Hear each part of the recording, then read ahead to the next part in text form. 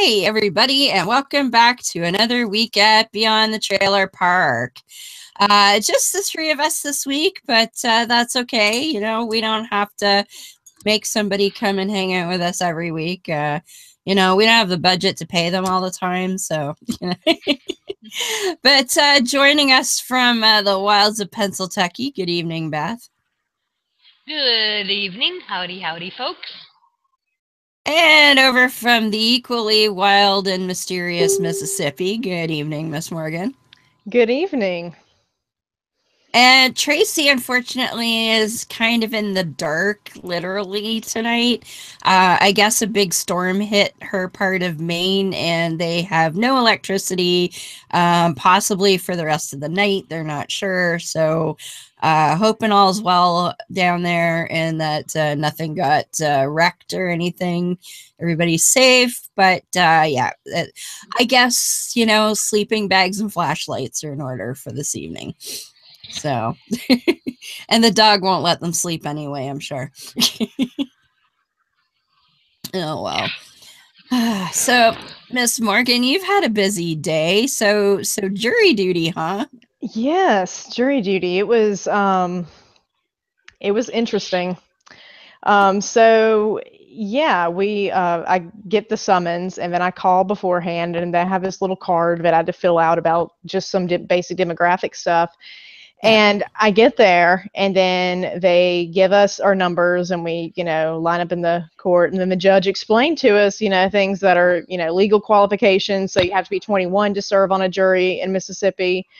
You have to, oh, but here's another weird one. So if you've been prosecuted for, or if you've been convicted of bootlegging in the last 5 years, you cannot serve on a jury in Mississippi. Nice. Also, you cannot serve on a jury if you are a common gambler or a habitual drunk. And and the judge said, okay, no one really knows what that means. So he said, I will say, if you legally gamble, he said, I don't think you're a common gambler. I think that would be more of if you are running, you know, games in the back alleyways and that kind of activity. And then he said, an habitual drunk does not mean you go get a beer on your lunch break. It means you cannot sit there during the proceedings without drinking alcohol. So that was all that. And then he goes through the excuses, and he said, this is Judge Howarth in the Lafayette County Circuit Court. And so I get up and I say, so he goes through the excuses and he asks if there are any students, and then he says, except for law students. And then this pharmacy student gets up, and then I raised my hand and I said, were you being serious about the law students? And he said, damn straight. So I said, well, I just kind of like laughed a little bit, and then he said, oh, well, what year are you? And I said, well, I'm a third year. And he said, oh, well, you're taking classes nobody cares about anyway. And then I said, I would disagree, Your Honor. And then he said, so you're telling me that you can't get a better legal education here than you can from that place over there. And then I said, well, I don't think it will help me on my exams. And then he said, well, and exams I know aren't until November, and I will remind you, you're under oath, Miss Stringer. And then I said, well, I have the MPRE this weekend, which is the ethics test that we have to take to become licensed. And he said, the MPRE, that's a walk in the park. The bar is the one that makes you want to jump off of a bridge. And then he said, and then I said, yes, Your Honor. And then he said, okay, we'll go ahead, and he said, I'll excuse you. And then he said, just tell all your law professors that I let you go. And so I go on my way. And then he said, you know, I served on a jury right here in this courtroom my third year of law school. And then I kind of like turned around, like, was I not sure? And he goes, go on, get out of here. It sounds like he at least had a sense of humor, especially as far as the drunkard part. And like, I don't know why these laws are here, but they're here, so I got to tell you about them. Yeah, he's really nice. He's one of those guys that's like a southern, gentleman type, but he's Yeah. sharp as a tack. Like he's very personable and nice, and I could tell he was ragging on me because he's a judge and I'm about to be an attorney, and he was just having some fun with that. But That's awesome. yeah, he was pretty funny. I like the habitual gambler. I'm like, so anybody who goes to Vegas more than like 3 times a year is out. Well, Or no, it's just, I guess it's up to grandma, the judge on what that means. grandma plays bingo every weekend. She's out. Yeah, the judge said I don't consider that to be common Yeah. gambling. I just think that's like more of the sketchy, like you're in the alley with the cups and the dice and. But is that common? Well, I think he means like common as in the old sense, as in that's like not professional like gambling or legal gambling. I know. It just But it's up to the judge, really, on how they kind of want to interpret it, because there's not very much guidance about what. Because I mean, obviously these are old timey things, and then he started joking about the habitual drunk part because he said, or no, the bootlegger part because he said, everywhere in Lafayette County there's liquor. And he's like, you wouldn't make any money if you had done that here. And he said, now in the 6 other counties I preside over, then yes, you would. Probably dry, right? Well, some of them I think are still dry, but then some of them they're more rural as well. And then this has a college town, so there's liquor everywhere. So it really wouldn't make sense to be a bootlegger here unless you made really, really good moonshine, I guess. But yeah, and I thought that was pretty interesting. Well, I'm glad you got excused because I know you were concerned that was going to take away from your work and all of that. Yeah, so. I was just like, yeah, I have stuff, and then he was just like messing with me, but he was nice about it, just teased me relentlessly. See, this past year, I think it was late last year and early this year, I got 2 different summonses to be on a jury, and I really wanted to actually be on the jury. And I was actually trying to figure out how I could make sure I got picked, because I'm like, oh fuck, if they find out I'm an atheist, I'm probably screwed. But I had to fill out my religious preference on the card. Right. I don't know why, but somebody was saying, the guy who sat next to me, I think he was like a Zen Buddhist, and he was saying, yeah, I'm a vegetarian, so maybe it's like if we have to be sequestered. But then the judge said, it's not one of those cases. It's not like a sequestered case. So, or they probably would have gotten a much bigger pool than they did, obviously, because you have to make sure that you can do all that. But both times for me, I think it was like 2 or 3 days before I was supposed to show up for the pool selection, I got a phone call from the court saying that they had canceled the selection and I didn't have to go. Yeah, obviously, yeah. So I was most of them do. Very bummed both times because I really wanted to be on a jury, but I was hoping for like a murder trial or something. Yeah, I had a medical malpractice that I was supposed to be part of a jury. I got into the pool, and as soon as they found out I have family members that are in the medical profession, I was let go. Yeah, that would do it. I think that if I had advanced, once the attorneys found out I was a law student, they'd be like, oh, fuck no, go home. Yeah. So I was like, I'll save them their preemptory strikes and go ahead and ask to be excused. Yeah. Because I had that makes sense. Because because you would have had to come back a second time for that, I would imagine. Well, no, they were going to start the trial that day for one of them. Shit. There's 2 trials that he was going to go ahead and seat, and basically, if you weren't excused or if you were legally qualified and not excused when they sat the first jury for the trial that morning, then what they would do is the rest of them would have to call back and see if they're needed on Wednesday. Oh, so wow. He went ahead and did all the excuses and qualifications today and sat that jury, and they went ahead and deliberated today. Wow.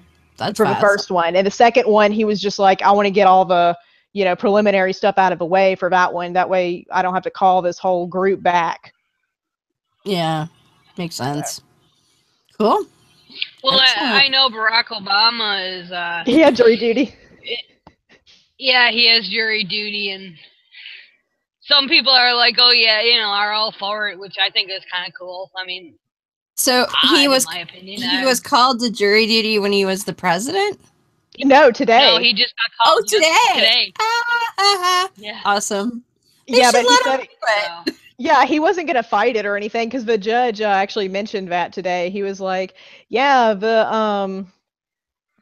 that's the whole like thing. Like, you just, and he was like, yeah, he's not trying to get out of it and all this stuff, basically being like, see, you shouldn't try to get out of it and you shouldn't, all this stuff. And I think he was trying to like goad me into staying, but I was just like, I would be like, look, I'm going to get struck anyway, so I might as well go now.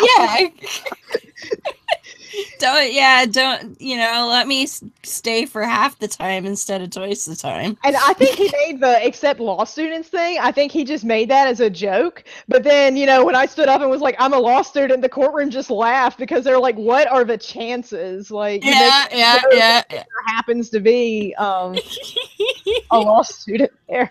Well, would he not have known that? Like, does he not read the information, or does he like? Not before, because he said straight up, all I know is that you were selected because you're on the voter rolls for Lafayette.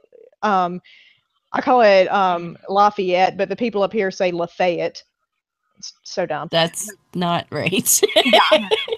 And then they all say, oh, are you from Louisiana? I'm like, well, my grandma is, and I'm saying it correctly. So the people in the county, you're just selected from the voter rolls, and that's all he knew. He didn't have the cards. I think that those were given to the attorneys after everybody. Okay. And it just had basic info, like, how many children do you have? All this other stuff, like, do you need an excuse for work or school? All this other stuff, like, what's your occupation? To which I put, law student / legal researcher. Yeah. And yeah, so I think I would have. I would say you would have. Sometimes you're not, though, because I have known somebody who, she actually was a law professor and she taught, I think it was the one of the attorneys in the case, and they still didn't dismiss her. That's bizarre. Well, I think it would depend on your area of so-called expertise in law. Yeah, like, it had nothing to do with what she taught. Put a defender that likes to defend, murderers on a murder trial. You might put him on a contract law case. Yeah. But yeah. Yeah, she was a contracts professor, but I think that she ended up saying that they settled anyway in the middle of a trial or something. Sometimes they'll do that. But she was like, yeah, I taught him. And they were like, okay, well, that's not really a valid excuse because that has nothing to do with what you taught. I hope I get pulled again, but the last time was March, I think. Was when I was gonna have to go and then found out. The first one was I was supposed to report for jury duty the day that we had David Silverman scheduled to be on the show because we had to do it at an off time for him, and I was like, fuck, and I was gonna try and ditch that one, but I got talking to Foda and he was like, no, you should do it. And Silverman will understand. And if he doesn't, he's a dick. I'm like, okay, well, that's true. And so I was going to try and get on. But again, I got a phone call like 2 or 3 days beforehand to say, no, you don't have to go. So I was bummed, man. 10 years for me. It was like 10 years ago that I got called. Although it probably didn't help that I told them that one of the questions they asked, well, do you have preconceived notions about cases? And if you do, would that affect your decision on the trial? And I said, well, you present me the truth with facts and evidence, and I'll consider it. But you present me with a fly-by-night story, it ain't gonna fly. And I don't think, being a small town. No, I 2 lawyers. And actually now, because that got canceled, to this day I still have never set foot inside a courtroom I have no idea what that's like. It's kind of bummer, but meh. Although there's a couple of guys that got to see the inside of a, we'll get to see the inside of a courtroom very soon. Yes, that's partially how I forgot. I was all excited and like, Merry Indictment, everybody. Yeah. Like holiday. I feel like exchanging gifts. But well, I will say this. Indictments are nice, but convictions are even better. Well, do you know that Papadopoulos guy has already pled guilty? Yeah. And also, the thing is, Mueller's not going to do indictments unless he knows he can get a conviction. Also, federal prosecutors have a 93% conviction rate. Yeah. So there's a pretty good chance. And then also the fact that he got him on conspiracy and money laundering. You are allowed to cast a very wide net with those indictments to gather evidence because it is intent-based. And you also, since it is intent-based, you make sure that you have the evidence also beforehand to at least make some of those conspiracy charges stick. So he's got that, and I think more charges will come later. I'm sorry? Was that bad? I just don't want to get too excited yet because, like, all week, I know it's Monday, but my week starts different, but like all through the weekend and going back to about Wednesday, just watching the bullshit spew from the Reich is just, it makes your head spin. I mean, it's like they're dredging up this Uranium One deal, which Hillary Clinton really didn't have anything to do. She was not on the nine person panel that approved it. She had nothing to do with that, people. She wasn't even Secretary of State. Well, it's like, seriously, dude, you're going to distract with that? Yeah. It's like, I just can't get excited about it. I mean, I am, but I'm not. It's like, yeah. You don't want to count your chickens before they hatch. I get it. Yeah. Fox News was having trouble even spinning it, though, because they instead were running a story about the differences between cheeseburger emojis on cell phones. What? Between the Google and the Apple phones. Yeah, between Google and Apple, and they were showing how Google, their cheeseburger emoji has cheese on the bottom, but then Apple's emoji they use for iPhones, the cheese is on the top, and that was depressing news of today. Okay. It was a slow news day. Nothing happened. What the fuck is the cheeseburger emoji? I don't even know what that is. Like the little symbols on your phone that you can type. Well, I know what emojis are, but what the fuck is a cheeseburger emoji? It's like the picture of a cheeseburger that you can send. Who uses that? Millennials, I guess. Blame us for everything. But okay. I have never, ever been tempted to use a cheeseburger emoji. Like, I didn't even know there was one. Yeah, it's pretty... Yeah, it was very bizarre because they're acting as if this is a slow news day, just nothing happening. And meanwhile, everybody else is losing their damn minds. My phone is exploding.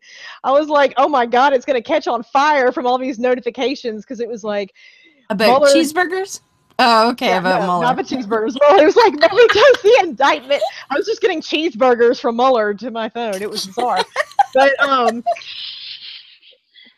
Yeah, it was just nuts. It was just, he was indicted, and then it was Manafort and Gates, and then it was, oh, this dude pled guilty, and then it was like he surrendered at the FBI building, and then this other dude pled guilty, and then the indictments were released, which are pretty funny because this Papadopoulos, or I don't even know his name, that dude, he apparently sent an email with the subject line, "New information from Russia."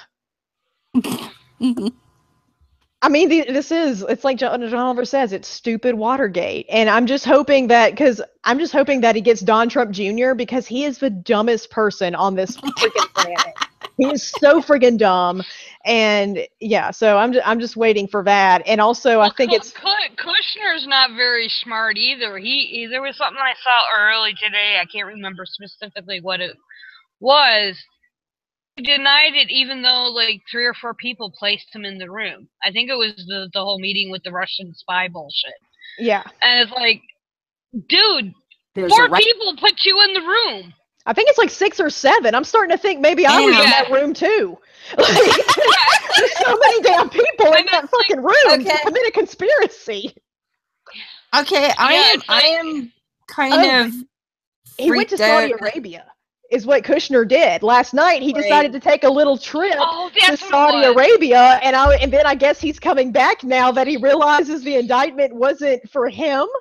And I was just like, fuck. I mean, that's my speculation. I think that he was like, oh shit, I need to be out of the country. And then now he's probably like, oh shit, I'm good. That looked really suspicious. Yeah. Like, someone else commented on that. Okay, I'm just a little bit alarmed, though, that Time magazine has an article about Google cheeseburger emoji. Oh, boy. What the fuck, people? Seriously? Like, look at this. Dumbing down of America. Look, right here, Time magazine. Google CEO just promised to drop everything to fix its cheeseburger emoji. Like, I'm glad the Google CEO has like that minor thing to worry about. I'd think that a Google CEO would worry about, literally anything else. When you're in charge of a multi-bajillion-dollar company.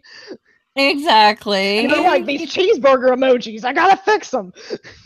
Fucking hell. Like, you know what? Just make one of each. Cheese on top, cheese on bottom. Everybody's fucking happy. Who cares? Oh my gosh. Well, one group that maybe should be, pursued by authorities, maybe not, hard to say. So Beth told me about these people the other night, and as the title of the show says, what the fuck is Nex-e-um? And first of all, I said to Beth, how do they, because this is spelled Nxivm, but in capitals, so it kind of looks like Roman numerals. It's weird. And I said, well, Nex-e-um is an anti-acid medication. How can they use this name? But apparently they get away with it.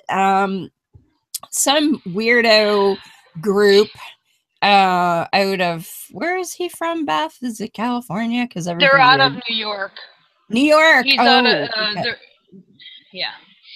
I see. Yeah, I just kind of assume everything weird comes out of California, but no, New York has its fair share of well, funny you should say that, because New York, and especially the area where Joseph Smith started operating in the Nauvoo area, was considered a hotbed for believing woo-woo shit back in the early 1800s. And that's one of the reasons why he was able to get a following of Mormons at that time in that place. Well, one thing to stress is this Nex-e-um. It's not woo-woo per se. Right. He actually does have I will use the term product, seems to help some people. But it's gone a step further, and as you and I have talked, and Morgan will kind of fill you in, is some have said that this group is a cult. Some have not. And one of the definitions I have begun using for a cult is based on characteristics. And there's like 5 major characteristics, and I'll have the links in the show notes so you guys can check it out. And I've mentioned this before because it's a working definition I have. And basically, the first is a belief in a core cult dogma that is independent of facts, logic, or even one's own intuition. Blind acceptance of the absolutes and any information provided by the cult. 2 is a tendency to isolate. They fit that to a T. 3, a compulsive need to recruit others. They fit that to a T. Of most or all of one's self-esteem from the cult collective, etc., etc. They fit that to a T. In fact, part of their tenet is to help in the self-esteem area. And the fifth characteristic is complete loss of individuality, logic, and objectivity. They fit that to a T. Where they don't fit, and why initially when I started reading, why I didn't consider them quite a cult, but I used the term, was they did not fit, number one, that the core beliefs in cult dogma was independent of facts, logic, or even one's own intuition. Because some of the followers have claimed that they have benefited. And basically what this guy has done, a bit of foreshadowing, is taken Scientology, added a little bit of David Koresh, a little bit of MLM in the Dale Carnegie mold, and you have Nex-e-um. Okay. It's for executives in businesses to build your executive thingy. I can't think of the word. Damn it. How you work with your employees, how you build your business, how you be a CEO, and people have claimed benefit from it. So in that aspect, they don't fit a cult. They take it a step. There's a step further, and that's something we're going to hit. It's basically the sisterhood. And if you've read the New York Times article concerning Nex-e-um, it gets into the branding and the brain study, which we will hit later, so I'm not going to delve too much into it. So it's kind of this odd mix of Scientology, because there's a lot of overlap. The scary part is, and when I was making my notes, I said David Koresh from Branch Davidian. I was saying it jokingly because that's who he reminded me of. Because since the founding in 1998, this group has actually been around for a while. He's become more messianic in his presentation of himself. Whether it's intentional or not, I don't know. Well, here's a picture of the guy. Yeah, he looks like fucking David Koresh. And Jesus, I mean, you're right. He's got the whole Jesus thing going on. It's like you said, he actually, well, our perception of Jesus, because we know Jesus doesn't look like a white dude. No, well, actually, if we want to be precise, who he's actually emulating is Cesare Borgia, but that's a whole other. Right. Yeah. He also looks like he's trying to do the Steve Jobs thing, like with his black thing, and then his glasses and his black sweater. And he's carrying his water bottle around. Yeah, I don't know how recent that picture is. There seems to be a gap. A lot of the information I found. It says on the caption that picture was taken in 2009. Okay, that's what I was going to say. Most of my information, barring the New York Times article, and there's two from Times Union that I use, most of the information is 2012 and prior. Then there's this 5-year gap where I'm not sure what's going on, because I will be honest, I did not have time to delve into it. And then all of a sudden there's this article in the New York Times. And yes, I am a Times follower, so yeah, it caught my interest. And then Times Union is another award-winning paper that I like to follow. And they had an article. 5-year gap, and we're not going to touch on the legal bullshit. As I said to Deb, they're very litigious. They remind me very much of Scientology. They will sue your ass. Anything. If they feel that you are a threat to them, they will sue you. Good luck suing me, because I don't own shit, so have at it. Yeah. But I'd read some legal stuff that's sketchy that they do. Oh, please. Yeah, and that's the thing. It's really hard, and I will be honest, most of the information that I've gathered is going to be very biased from one side. I realize that. That's usually the case when you're reporting on religious tomfoolery. But because it's coming from the Times and the Times Union and the sources that I've relied on, we're not a judge or jury. I find it more of a buyer beware situation. Nx-Im basically has denied everything.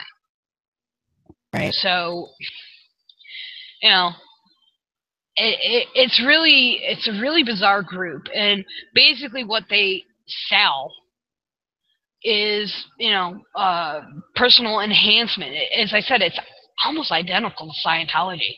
I mean, the whole setup is very, very similar, where Scientology doesn't have the MLM scheme, and I'm not talking pyramid scheme. There's a very slight difference, but this is built right in because he has a background in MLM marketing. He worked for Amway for years, or a few years. So, yeah, and it's very obvious from what because I almost got sucked into Amway, but my parents sold Shackley, which is very similar to Amway in the supplement department.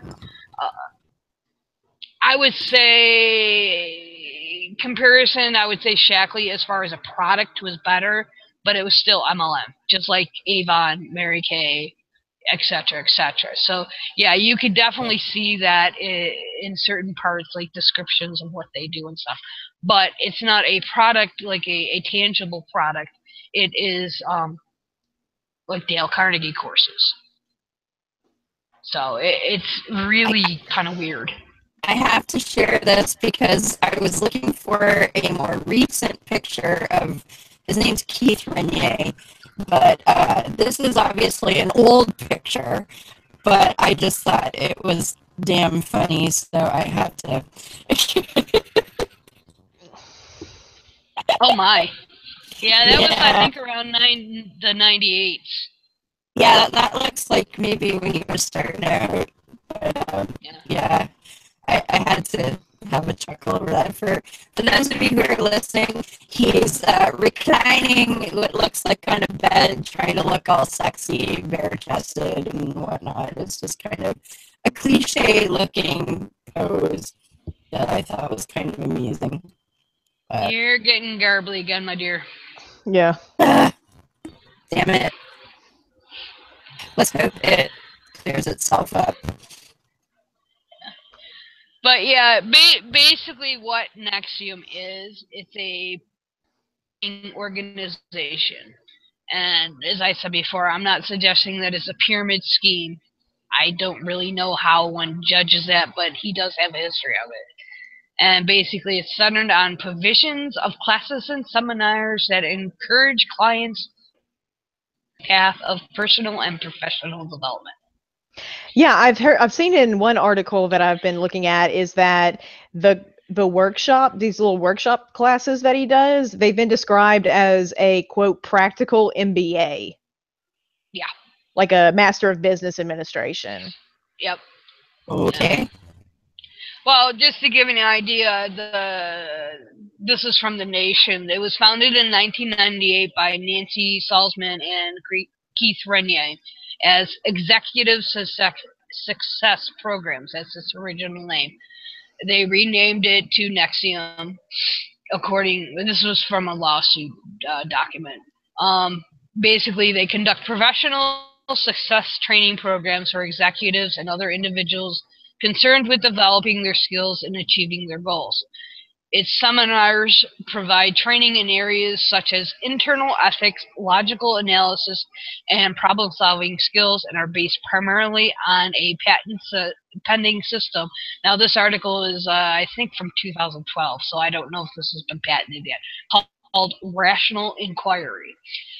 At the time, a 5-day course was around $3,000. A 16-day course cost $7,500. And that's why I said it reminds me of the old Dale Carnegie courses. And Tony Robbins is another one, and there's one other one, and I can't think of the name off the top of my head. And Times Union goes on to describe it. Officers and benefactors have denied that Nx-Im is a cult through their lawyer. Basically, he said the organization is built around a martial arts theme and is part of the human growth industry that includes the popular Tony Robbins successor, etc.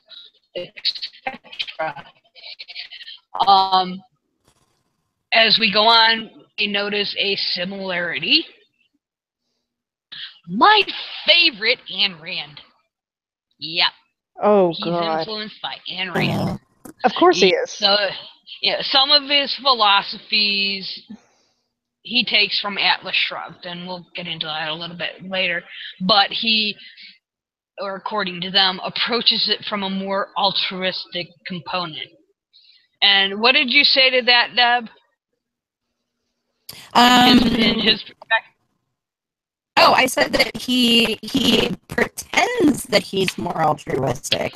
He tries to give that impression, but I don't think he is. Yeah. And the whole Am I still sounding shitty, by the way? Yeah. Yeah, you are.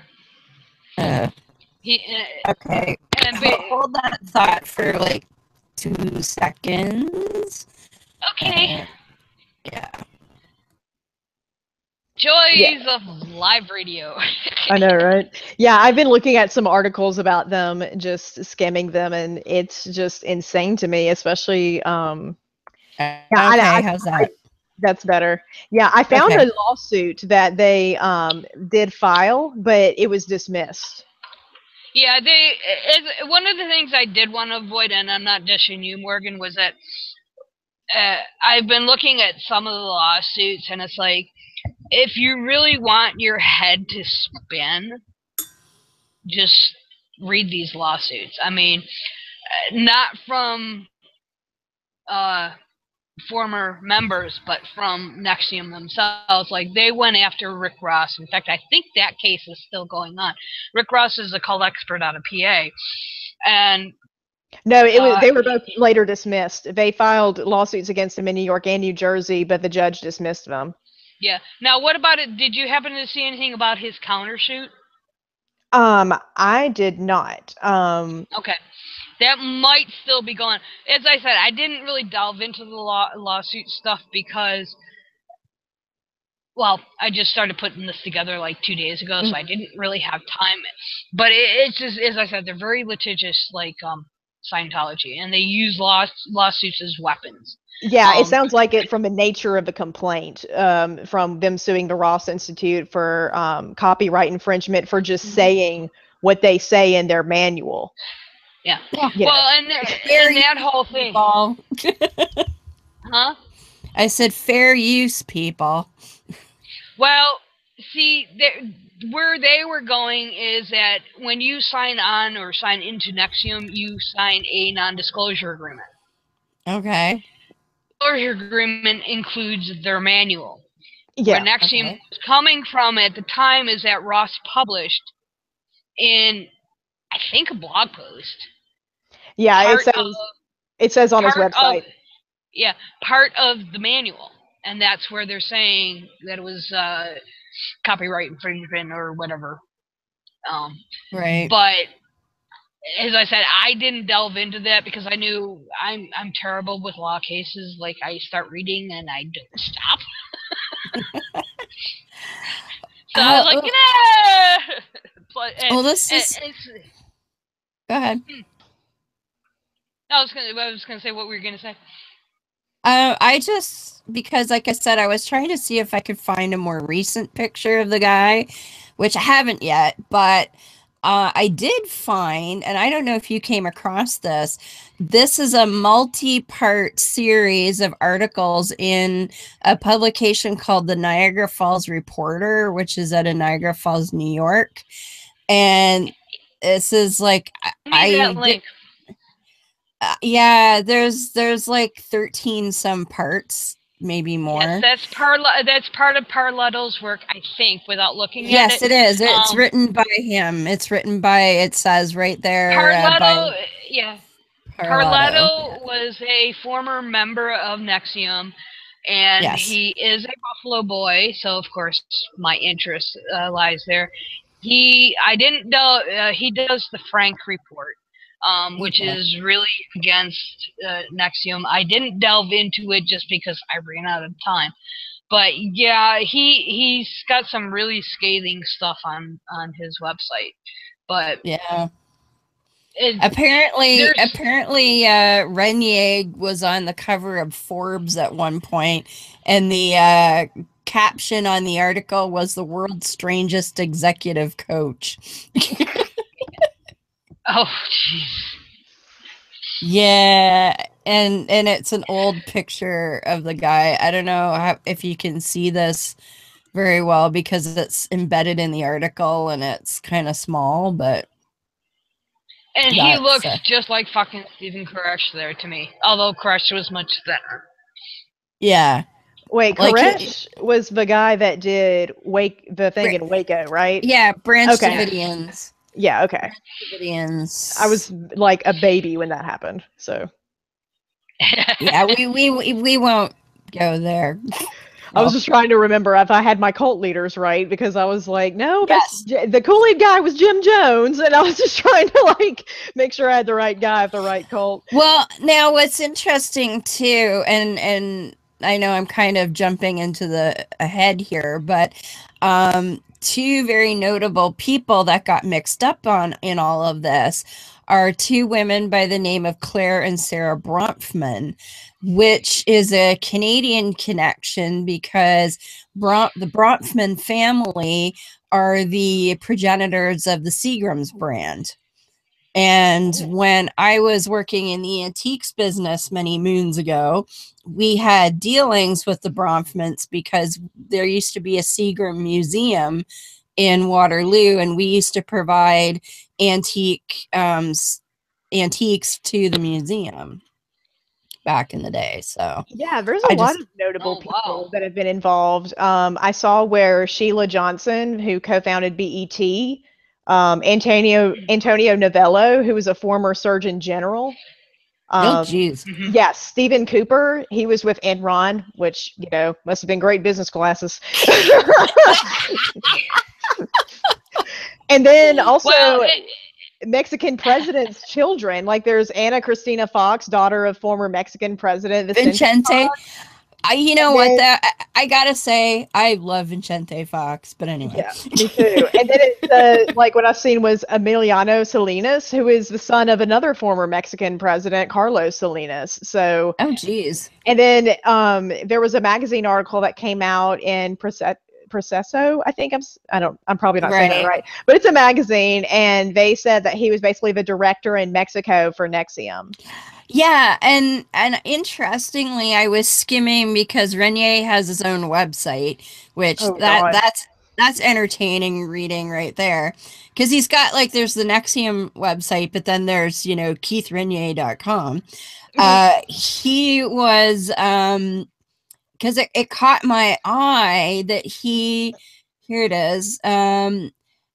They've been Keith and this other woman, Ivy Navarre. My Spanish is horrible, but they've been special contributors to the scientific journal. I'm going to butcher some more Spanish. Conocimiento, a biweekly publication serving the academic, business, and scientific community of the greater metropolitan area of Monterrey, Mexico, which caught my eye because I worked in Monterrey, Mexico for a while in 2010. So I was like, what? Monterrey? That's nuts. But yeah. Well, and what's interesting that it's Monterrey. And I don't think that is, we just happened to go there. Monterrey is the most affluent and wealthy city in the most affluent and wealthy state in all of Mexico. So it's like all these CEOs are wanting to take these classes, or people wanting to become executives and get promotions are probably taking these classes because they want to. They went to where the money is. They went to where the most rich people were likely to be. And who want to become richer and get more and more promotions, probably more and more money. So take these classes and then you'll unlock the keys to the business world.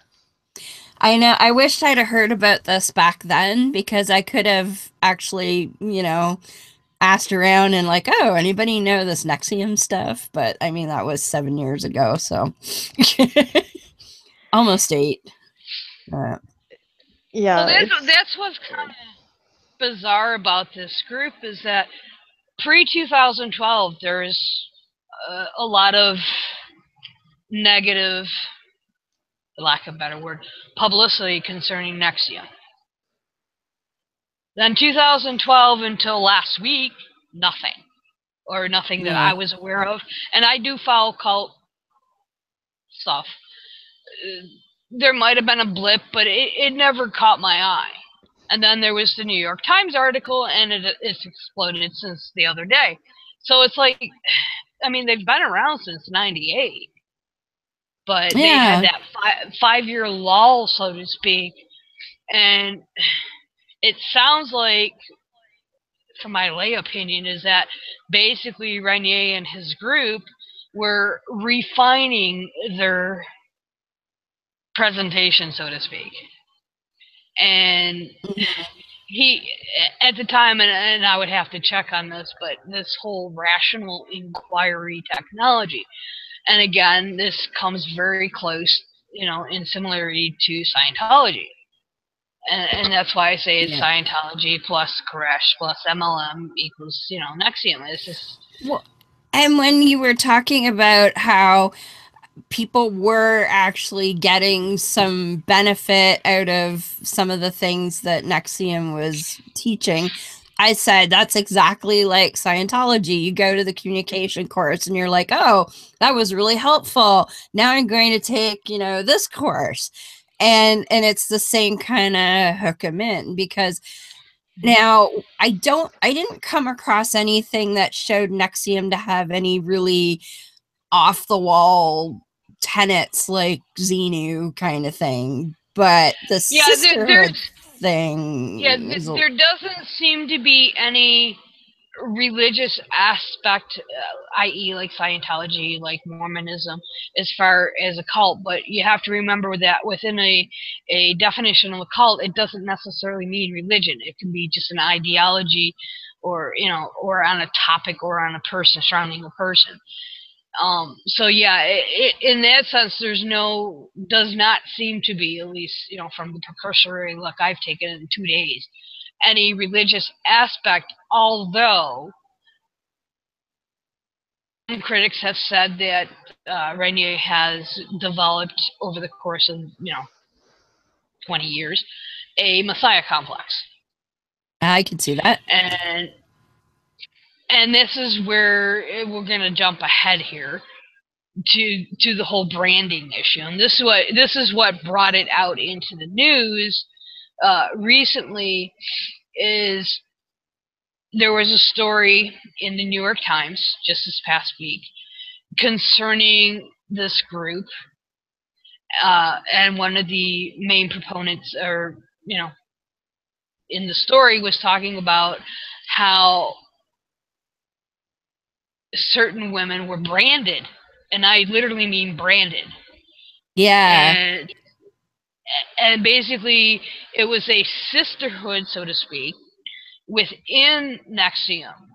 So it was kind of like the elite women, being keyword, forming their own little group inside. So they were like, and this is where the MLM comes in, because then these women are now allowed to recruit other women. General everyday person that's part of Nex-e-um doesn't get to do this MLM bullshit. But as it was, one of the descriptions in the Times article is, each woman was told to undress and lie on a massage table, while 3 others restrained her legs and shoulders. That should tell you something right there. This is motherfucking normal. According to one of them, their master, official named Lauren Saltzman, she's like number 2 to Raniere, instructed them to say, "Master, please brand me. It would be an honor." Now, just to reiterate, this is only one side of the story. So we're not playing judge jury here. And then a female doctor, and keep that in mind for later, proceeded to use a cauterizing device to sear a 2-inch square symbol below each woman's hip, a procedure that took 20 to 30 minutes. For Ugh. hours, muffled screams and the smell of burning tissue filled the room. I wept the whole time, Miss Edmonton recalled. I dissociated out of my body. Now, I am a former cutter, okay? Pain from cutting did not faze me. I've burned myself accidentally, and it was excruciating. To have somebody brand me, I don't know if anybody's ever seen branding. I've been on a farm and have actually watched them brand cows, and it is the most inhumane thing I've ever seen in my fucking life, and I'm not a PETA person, okay? But this is just... to let somebody do that to me? Fuck no. I'm sorry, no way. I'll cut myself till day's end. I had a friend who wasn't a cutter, but she liked to burn herself, and I'm like, how the fuck do you do that? I don't feel it. Jeez. So, yeah, Wow. I read this and was literally got sick. Oh boy. Okay, most stuff does not faze me. I mean, I've read some horrendous murder stories and abuse of children. This about made me sick. So, and go ahead. Yeah, go ahead. I was just gonna say, has there been any allegations of branding before, or does this seem to be a new thing? Well, that I don't know. It doesn't sound like the branding goes back to 98. It sounds like it's fairly new.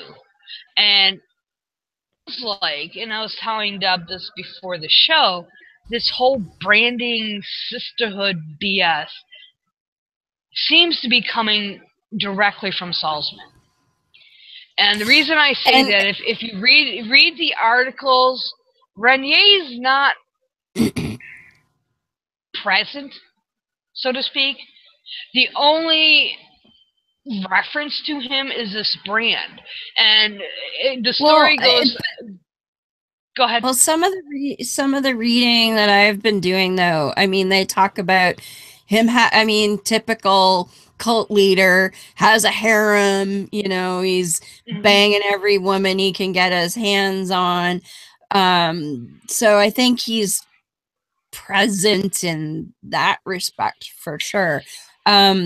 Something else, so that cropped up with the sisterhood thing.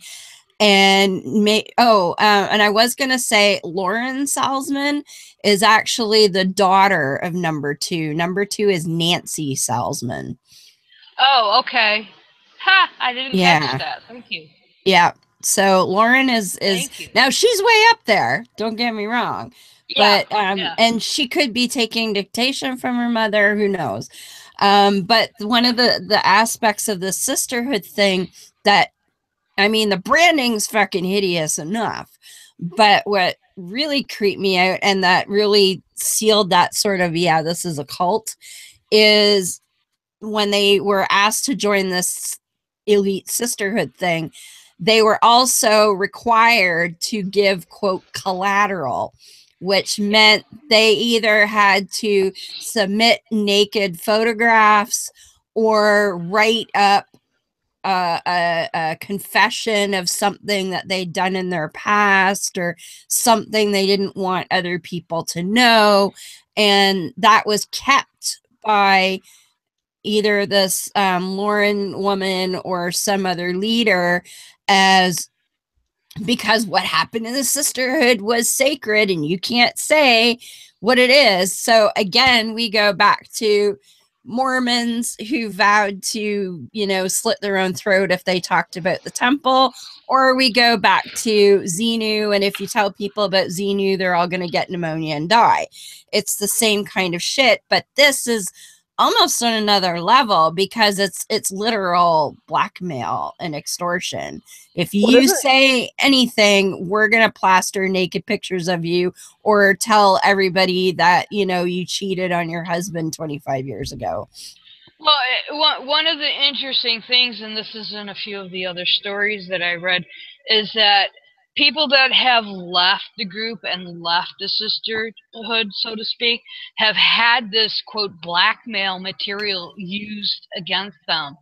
I don't know how recent, because I can't remember the dates of the story, but I'm thinking this is during pre 2017, so around 2012, and between 2012 and 17, there's one story where this woman left the group, and at least a year or two after the fact, they used this crap to try to discredit her, and it totally reminds me of Scientology when they, fair game, the fair game bullshit with and the Scientology. auditing.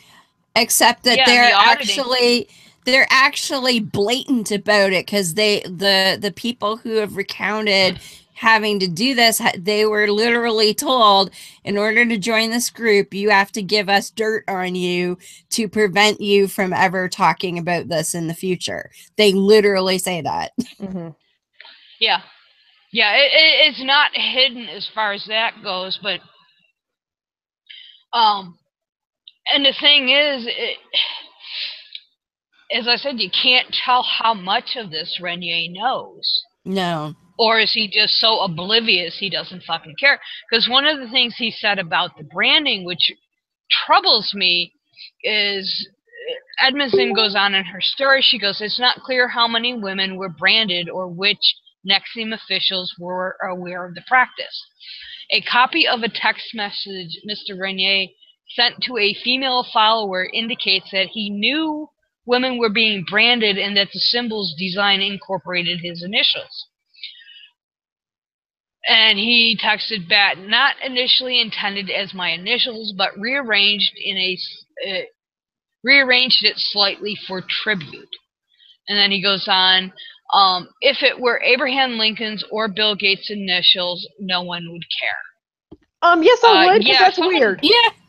I mean, okay, no. I mean, I laugh at people who have their boyfriend or girlfriend's name or picture tattooed on their arm, and then 3 months later they fucking break up.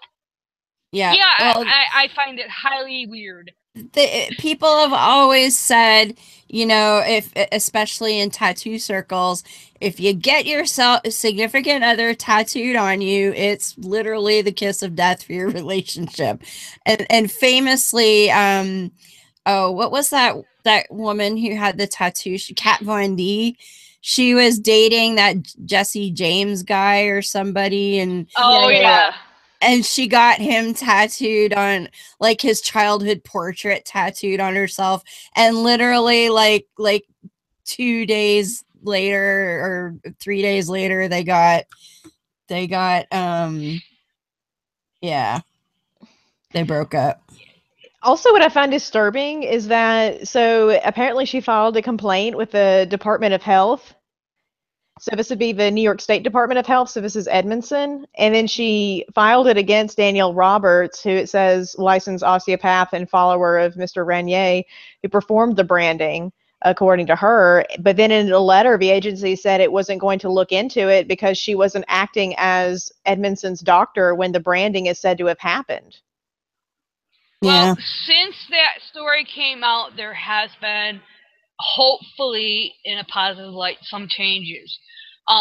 One critic, if I can use that word, who was a medical ethicist in New York, said he doesn't understand why no investigation has been undertaken, but that may be changing. He finds it very troubling, and basically, the gentleman's last name is Kaplan. He goes, he's not familiar with this case beyond the media accounts, but in general, he said a physician may not conduct experiments or studies, and this also undertakes another aspect. but basically the story goes on and talks about the Times Union, which is one of my sources, could not comment on the agency's handling of the complaint filed by Edmondson and Cobalt, which is another aspect. But the government office issued a statement Wednesday evening, so last Wednesday, about a day or two after the story broke, characterizing the allegations about the branding and the brain study, which we will hit in a minute, as disturbing. Counsel's office will be reviewing this matter to determine if applicable laws, regulations, and procedures were followed. So there may be some type of investigation. The one caveat which you mentioned, Morgan, was the fact that this was not her doctor. Yeah, but yeah, doctors have an ethical point of view of doing no harm, yeah. yada yada Yeah, yada. do So no harm. it gets into medical ethics, and this brings us to another very troubling, which goes along with the branding, is there was this really bizarre brain study being done, and they've couched it in research for Tourette's and all this other legal mumbo jumbo and medical mumbo jumbo. Yeah, it was really bizarre, and trying to make sense of it was really kind of difficult in the But when time you're I doing had. studies, there's ethics that you have to abide by. Yeah. And to Yes, me, that but violates that.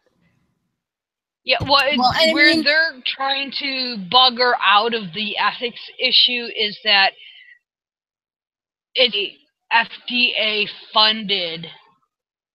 because it's a private study, so they're not bound by all the rules and regulations, So basically. that's also falling under New York State's. They're looking at it to see if this is like, so there's a lot of legal mumbo jumbo that has got to be sorted out.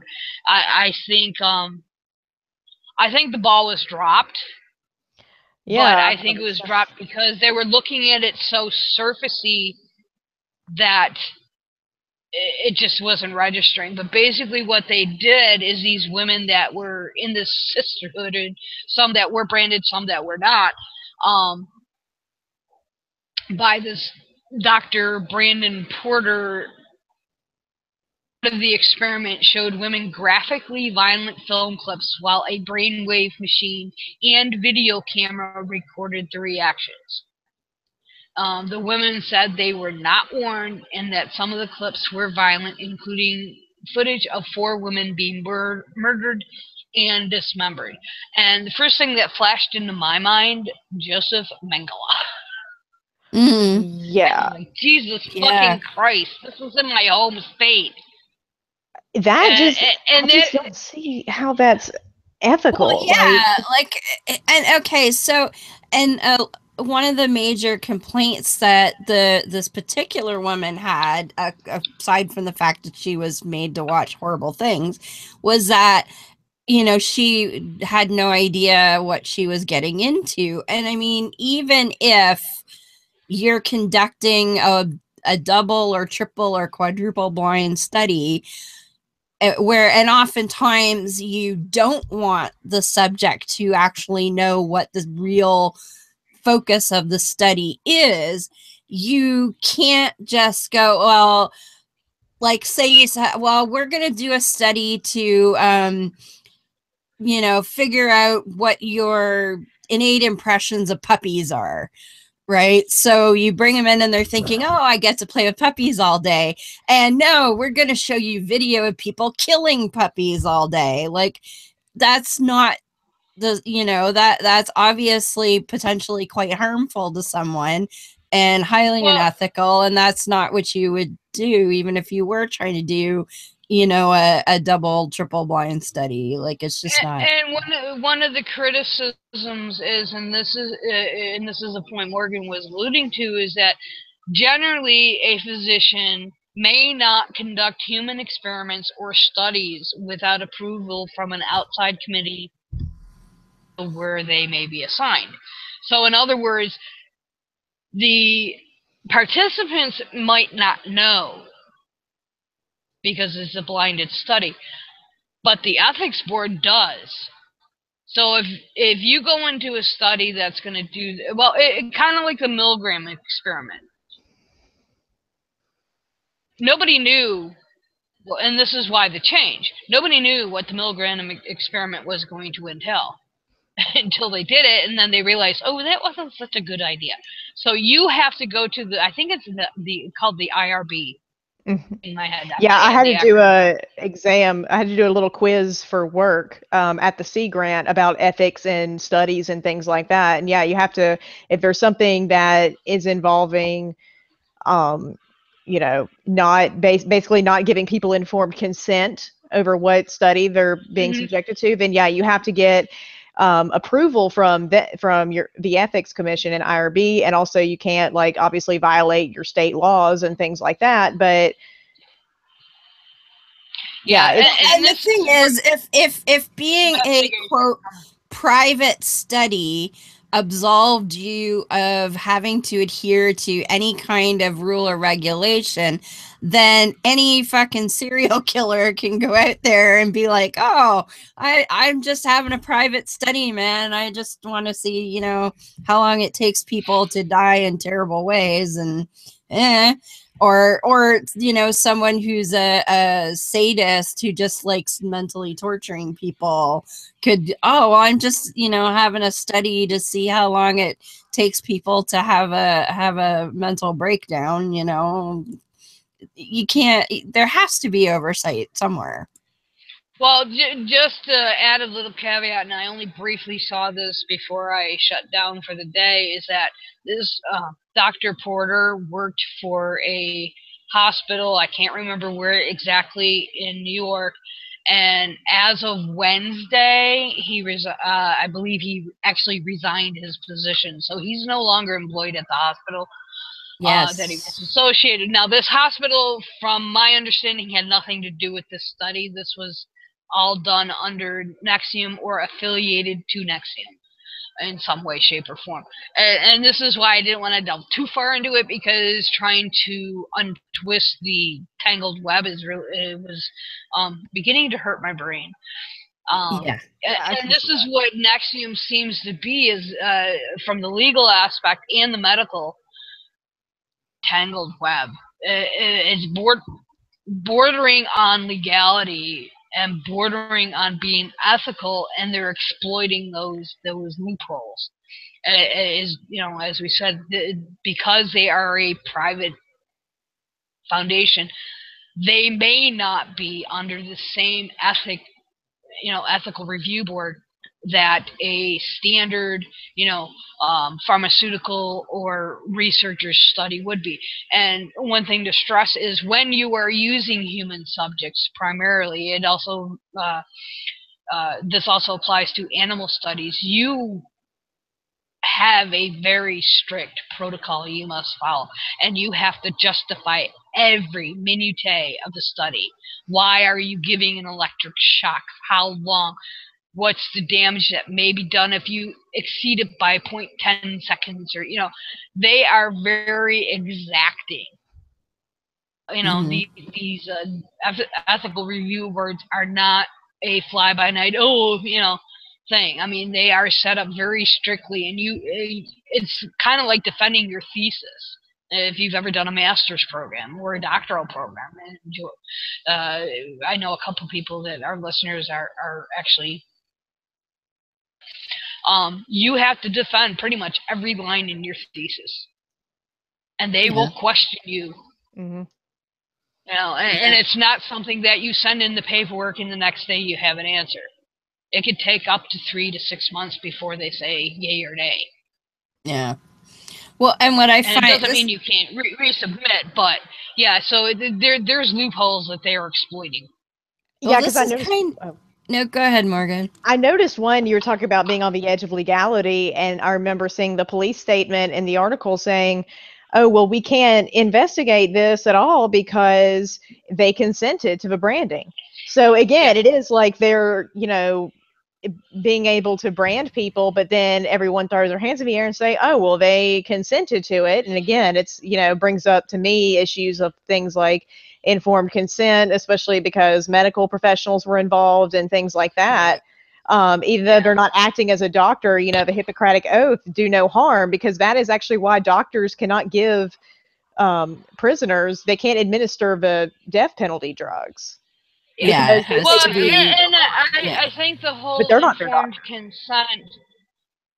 Yeah, see, and then and that's one of the things the medical board said to I forgot that Cobalt, is that this is not your doctor. We can't go after her. So, and I think any doctor, so let's say, you know, you're in a car accident and some doctor happens to be driving by and they treat you, but they do a terrible job and you get an infection and like lose a limb or something. You can't sue them because that wasn't your doctor? Well, for malpractice, you have to establish a duty. So the doctor has to owe you a duty of care. So if you come across like an accident, but here's the thing, like once you engage in doing any medical service, then you can't just abandon that person. So an analogy with this would be like a swimming pool. So say there's somebody that is in a swimming pool and they are drowning and need help. You don't have any obligation to save them. Even if you can swim, it does not matter. But if you start to like rescue them and then you say, oh, never mind, then you did start having a duty to that person. So it's very iffy with this, but I do think that the American Medical Association and, you know, the New York Board of Health, they do have the authority to regulate what the members of them do. So maybe they can't do things like take legal action, but the New York State Board of Health does have the ability to regulate the doctors that are licensed by them, and so does the American Medical Association. Yeah, one of the difficulties with the AMA specifically, and this is one of the criticisms against the AMA, especially surrounding anti-vaxxers, is that I just lost my thought. Damn it. Well, is it just that they don't take much action against the anti-vaxxer doctors? Oh, thank you. Oh, Morgan, you knew where. Yeah, they are a licensing board. They are not a law. So in other words, they are hesitant to take away a license because of the ramifications, and they seem very slow moving. Can they suspend? Well, they can suspend, but they're so slow moving sometimes, and this is one of the criticisms against them. They're hesitant to do that. And they said, you know, part of the reason is the loophole falls in the legality of it. And this is one of the major criticisms against the AMA and why anti-vax doctors get away with what they get away with.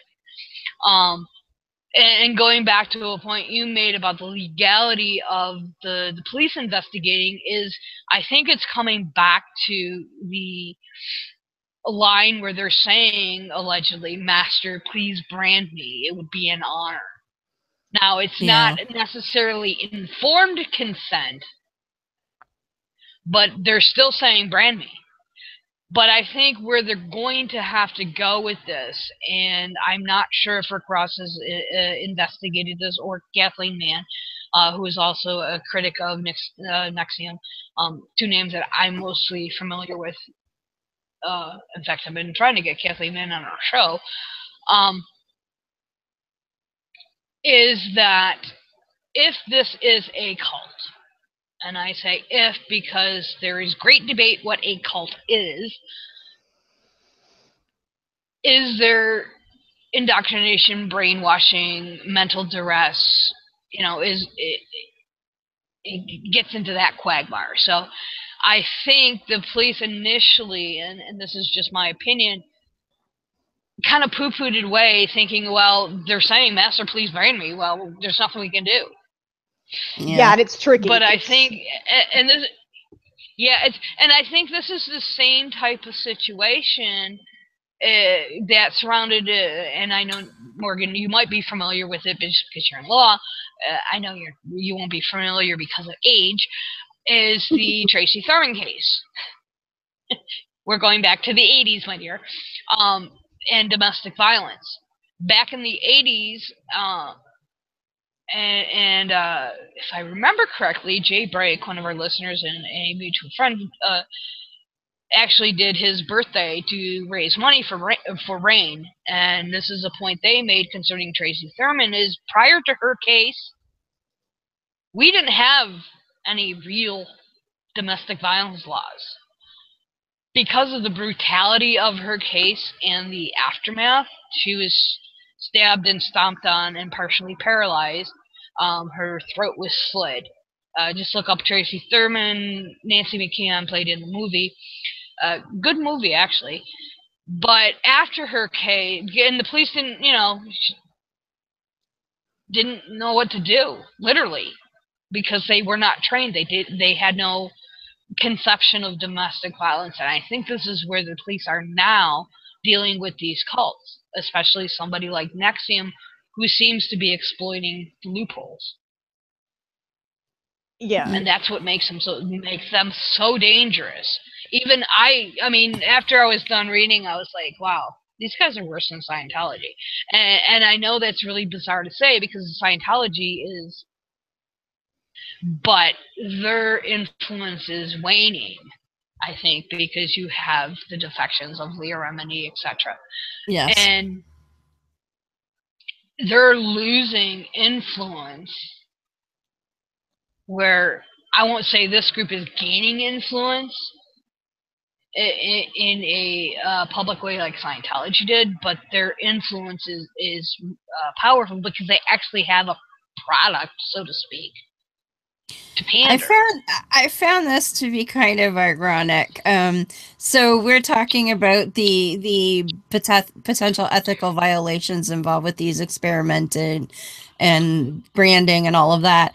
This is from Keith Raniere's KeithRaniere.com.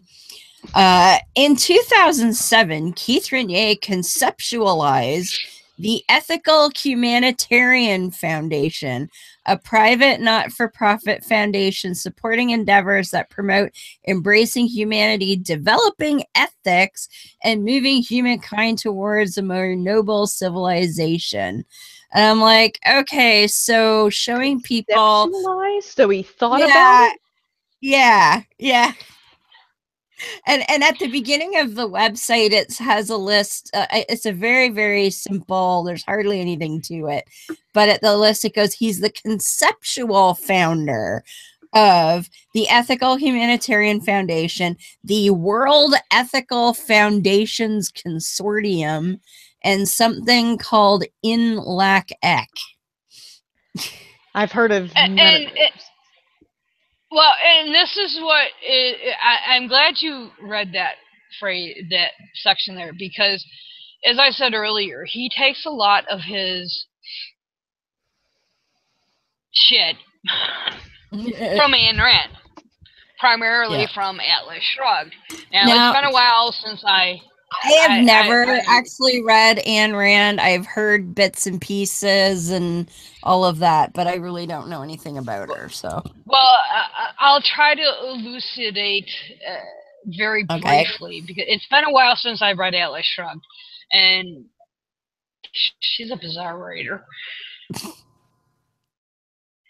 His teachings, and this is actually a quote from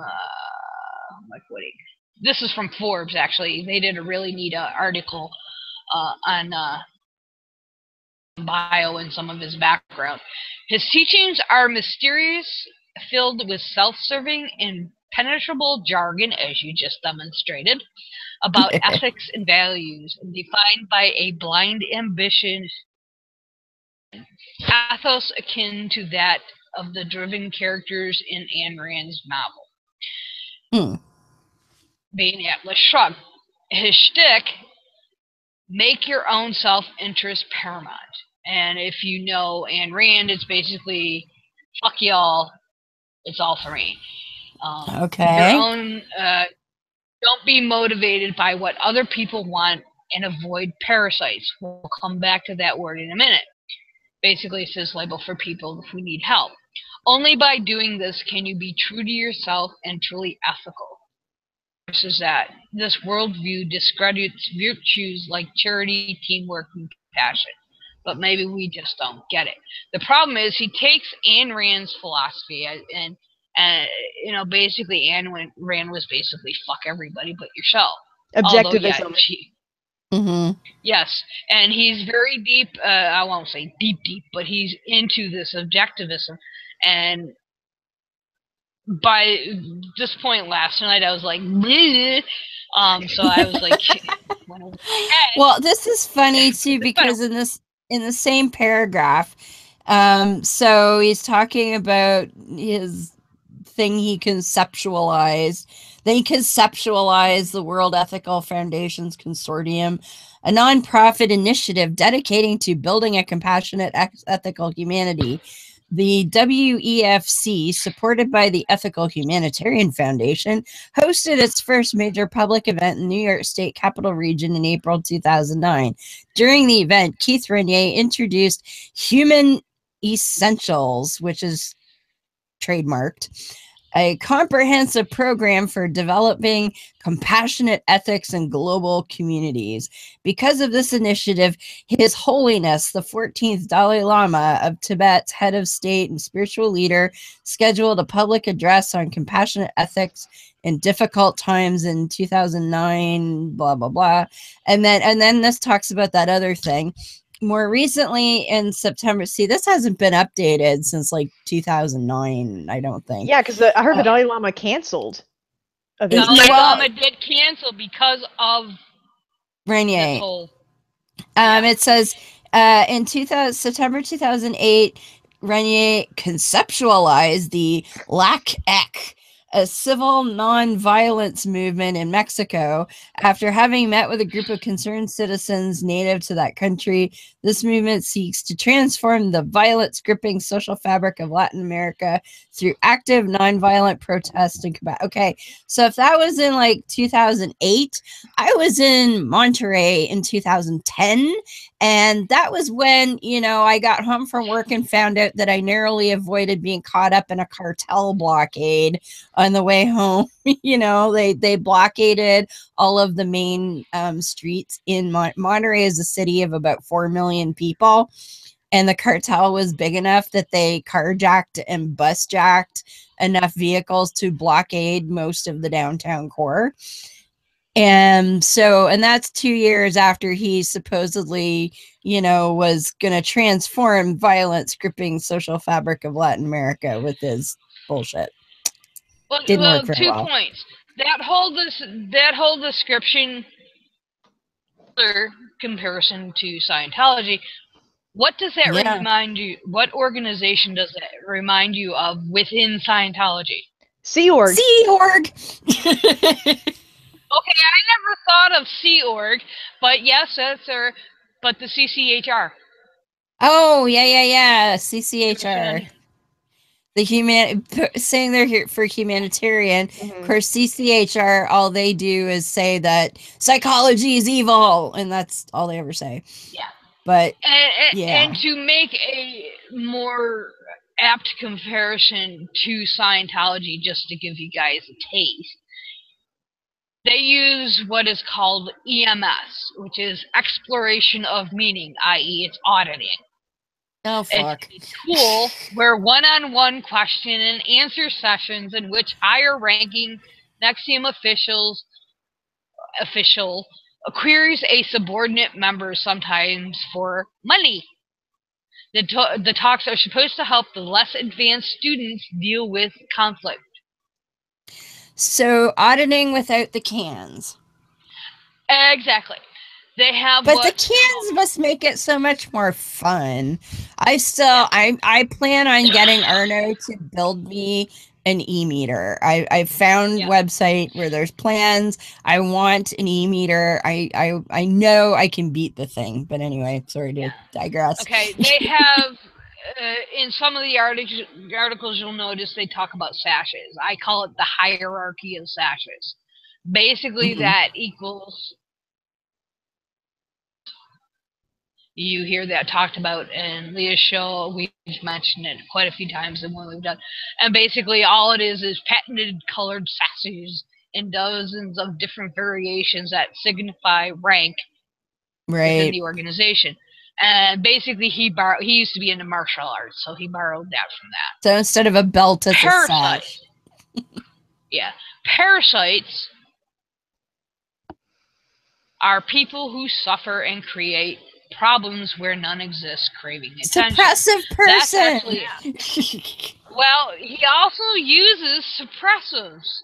Oh, but fuck. the parasites actually, he claims to have come up with it. He actually fucking stole it from Ayn Rand. But be that as may. And then he talks about, or they, he, whoever, suppressives. They seem good but want to destroy. Thus, a person who criticizes I hate this combination of words, executive success is showing suppressive behavior. Can you be any more blatantly obvious that you've ripped off Scientology? That's like 100% L. Ron Hubbard right there. Wait, executive success. I mean, so does that mean people in the organization, or does that mean just people with executive success? Executive success is his trademark. His trademarked thing. Well, executive success program was the name until they changed it to Nex-e-um. Okay, I see. I was just confused. I thought he was saying generally, like any success of anybody in the corporate world. Yeah. Was, no. Yeah. Okay. Yeah. No. If had you a name criticize Nex-e-um, basically, you're a suppressive person. Yes. To get into what scares me on a personal level, and this is coming primarily from Rick Ross, and if you go to it'll be in the show notes, but there's a link to his stuff, is the comparison to David Koresh. And this terrifies me because Koresh, even more so than Jim Jones from Jonestown in Guyana, highly, well, we know he was dangerous, but, and this is what scares me about Raniere, basically thinks that Raniere knows a way to reorder human existence. And this goes back to your word salad that you quoted off his site. He believes he is on the cutting edge of the new wave of the future, has followers who see him as a savior, and this is his messiah complex, and uses his position of power to gain sexual favors of women. Yes, there is sex involved in this. He has fucked quite a few women from stories, and allegedly, and I stress that, underage. That series from the Niagara Falls Reporter, like I said, there's like 13 or 14 parts of it. One of them, because I was Googling to find the first article, one of them was, I think part 4 was labeled Raniere's harem. Yeah. Yikes. Yeah. Well, and this article, I don't want to get too much into Raniere, but this is another quote. He was concerned that mostly that there was some kind of conspiracy within the government, and that the government was aware of him, was watching him, and looking for reasons to put him out of business or do something with him. And you were talking about the situation in Mexico, and this is why I don't think they have the influence of Scientology. Mm-hmm. From our perspective.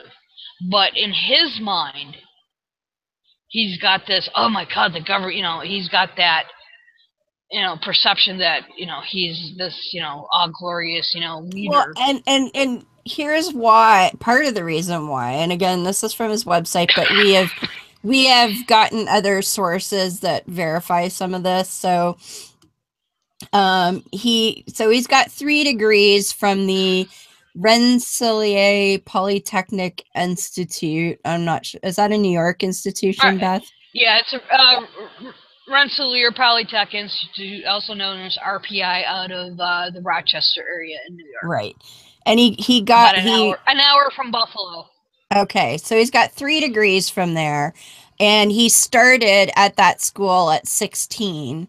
And let's see, from his first semester onward, he began taking PhD level math courses ultimately taking most of the graduate level physics and math courses available at the time. So they're saying that, you know, he was taking graduate level math and physics at the age of 16, which we don't know about that, but he did get 3 degrees from there.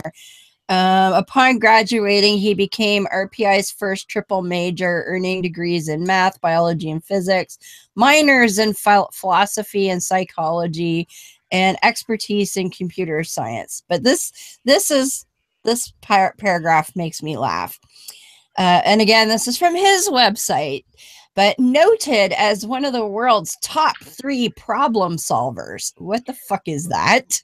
And as I said to Beth before the show, if that's the case, where the fuck were you November of last year, asshole? Keith Raniere was honored in 1989 by the Guinness World Book of Records for the category of highest IQ. So apparently he's got like well beyond genius level IQ. He belongs to some special Mensa group, whatever. But this is another one that I'm like, what the fuck?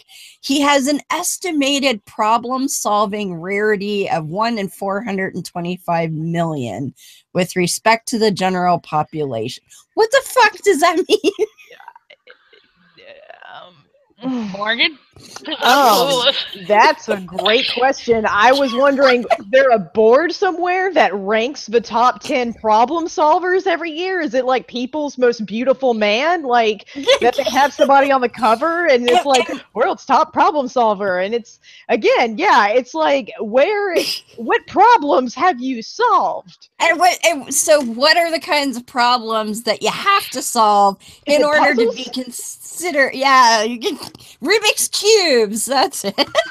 Like math problems. Well, one of the like things, what? Yeah.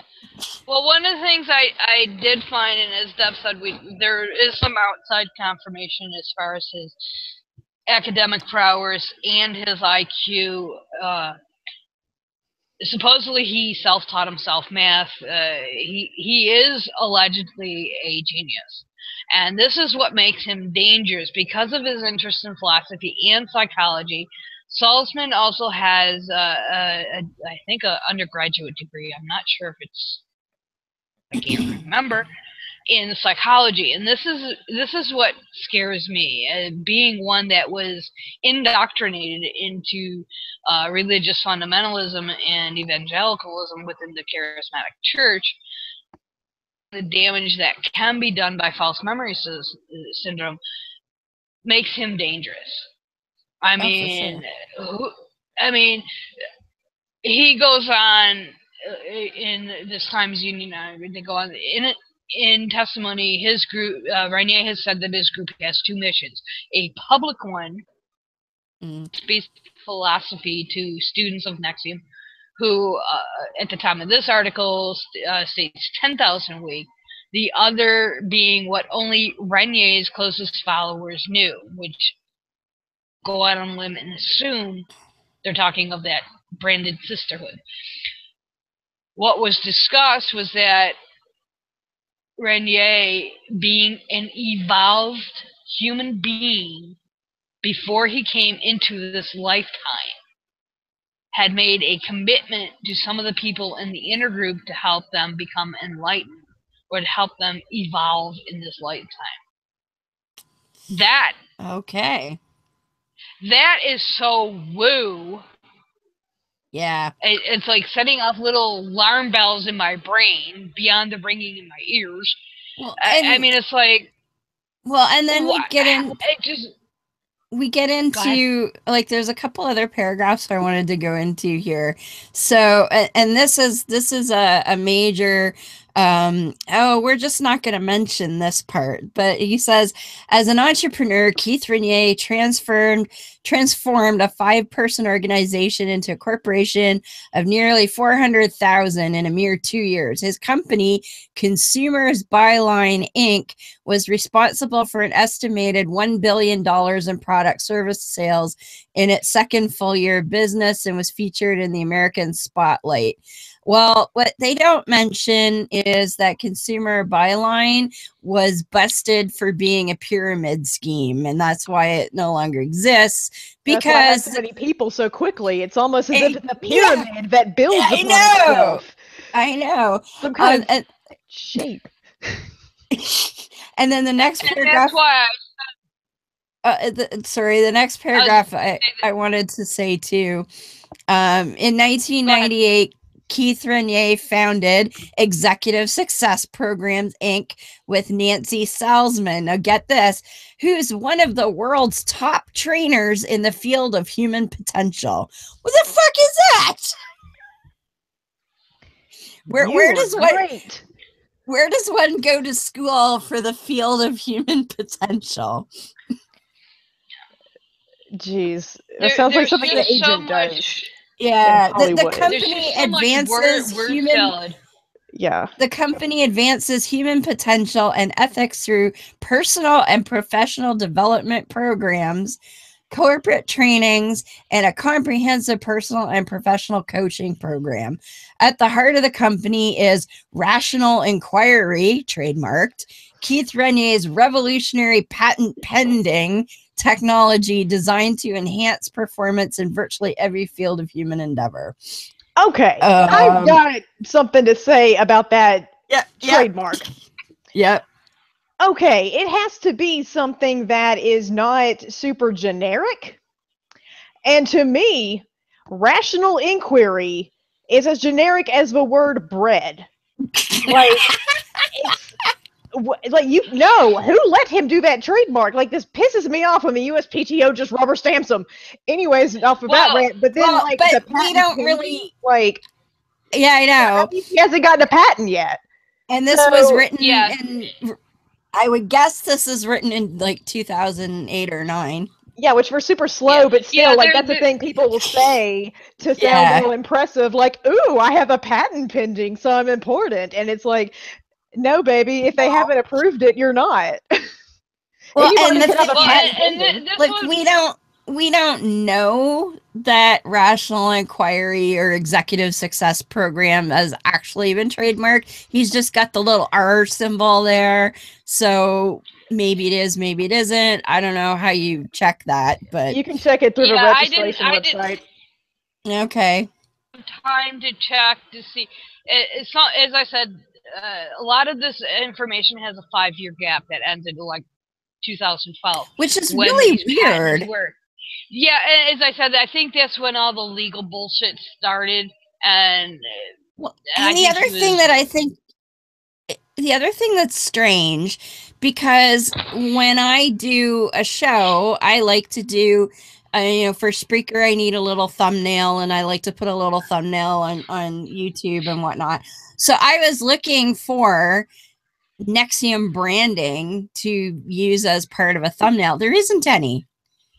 If you Google images for Nex-e-um, all you get is pictures of Keith here and some of the other people involved, and that's it. And this is what throws up red flags for me.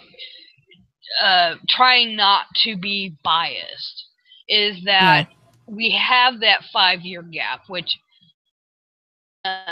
sort of on a limb saying this is when a lot of the legal bullshit started. So why do we have that 5-year gap, and all of a sudden we have this New York Times article? Yeah. Now the Niagara. It's a little troubling. The Niagara Falls Reporter series is dated 2015. So that's much more. That's much more recent. But I do know he does have a trademark on it because he got first use in commerce. So nobody was like selling a service under the name Rational Inquiry, which allows you to use that and register it as a trademark, or more specifically in his case, a service mark. So I hadn't had time. Yeah. I hadn't had time to look to see if any of these pending trademarks actually went through. As I said, I literally threw the information I have together in 2 days, which usually I give myself more time.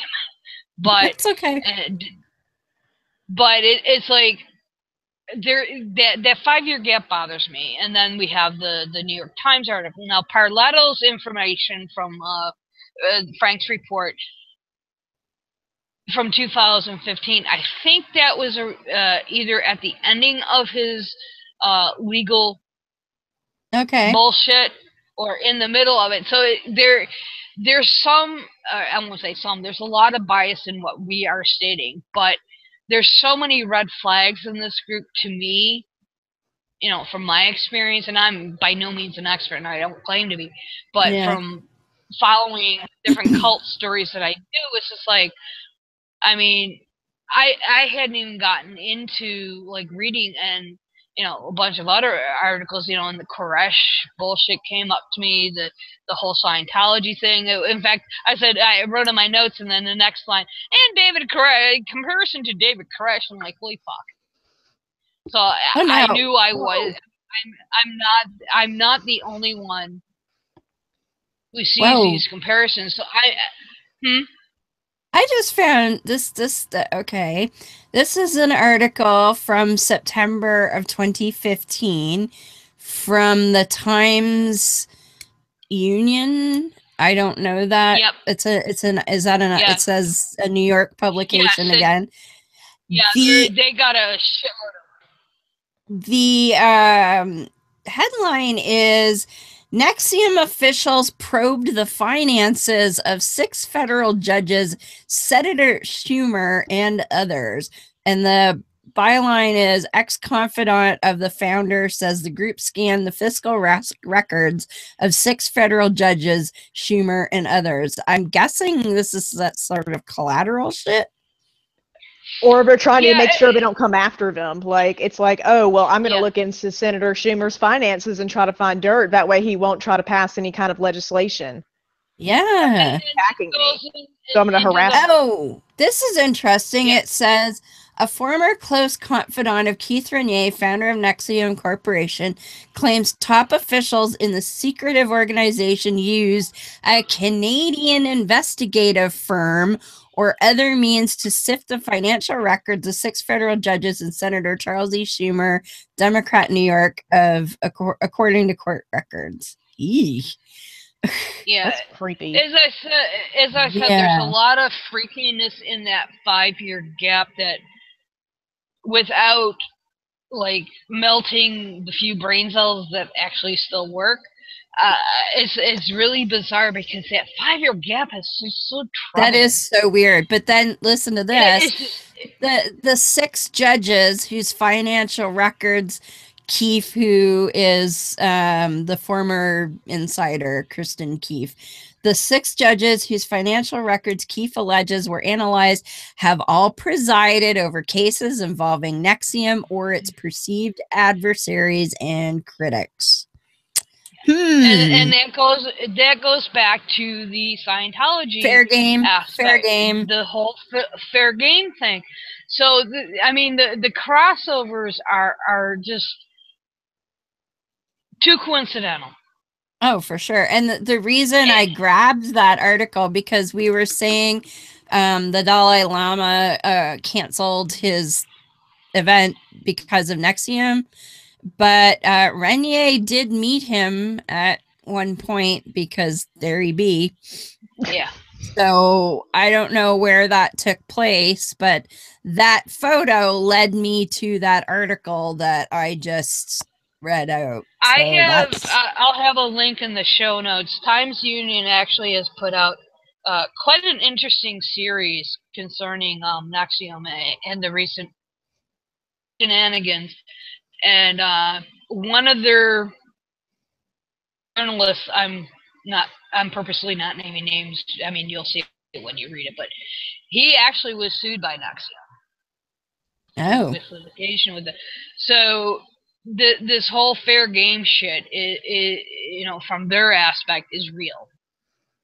Yeah. They've really one woman who was an ex-member, they've made her life, like Paulette Cooper's in Scientology, a living fucking hell.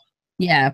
Jesus. So these guys are not, you know, well, and just like about this corporate executive bullshit. There's some hinkiness. We were talking about this, I think, just ages ago, like 2 or 3 weeks ago. And I was pointing out how, because if you, like, I watch Leah Remini every week, and one thing I love is that she takes the fair gaming publications of Scientology and prints them at the beginning of the show and after every break. So it's like, you know, here's our show, here's what Scientology, here's Scientology saying how we're all bad people and our careers all suck and we're all just trying to get money and blah, blah, blah. But that's what Scientology always says is so-and-so's a loser, so-and-so has no career, their job sucks, they just want money, blah, blah, blah. Sounds like Dayglow Man. Think about Donald Trump's tweets. That's what I was just about to say. It's the Donald Trump of religions. But could he not have been reading up on fair game? There has been rumor. Yeah. He has a association, for lack of a better word, to Scientology. Nothing has been proven. No, but a lot of his tweets are textbook. His tweets are textbook Scientology fair game. He always starts off with so-and-so's a loser, their career sucks, and they just want to get money. Yeah. That's and there has been allegations. Some have gone so far as to say he is a member of Scientology but does not publicize it. I don't think they would.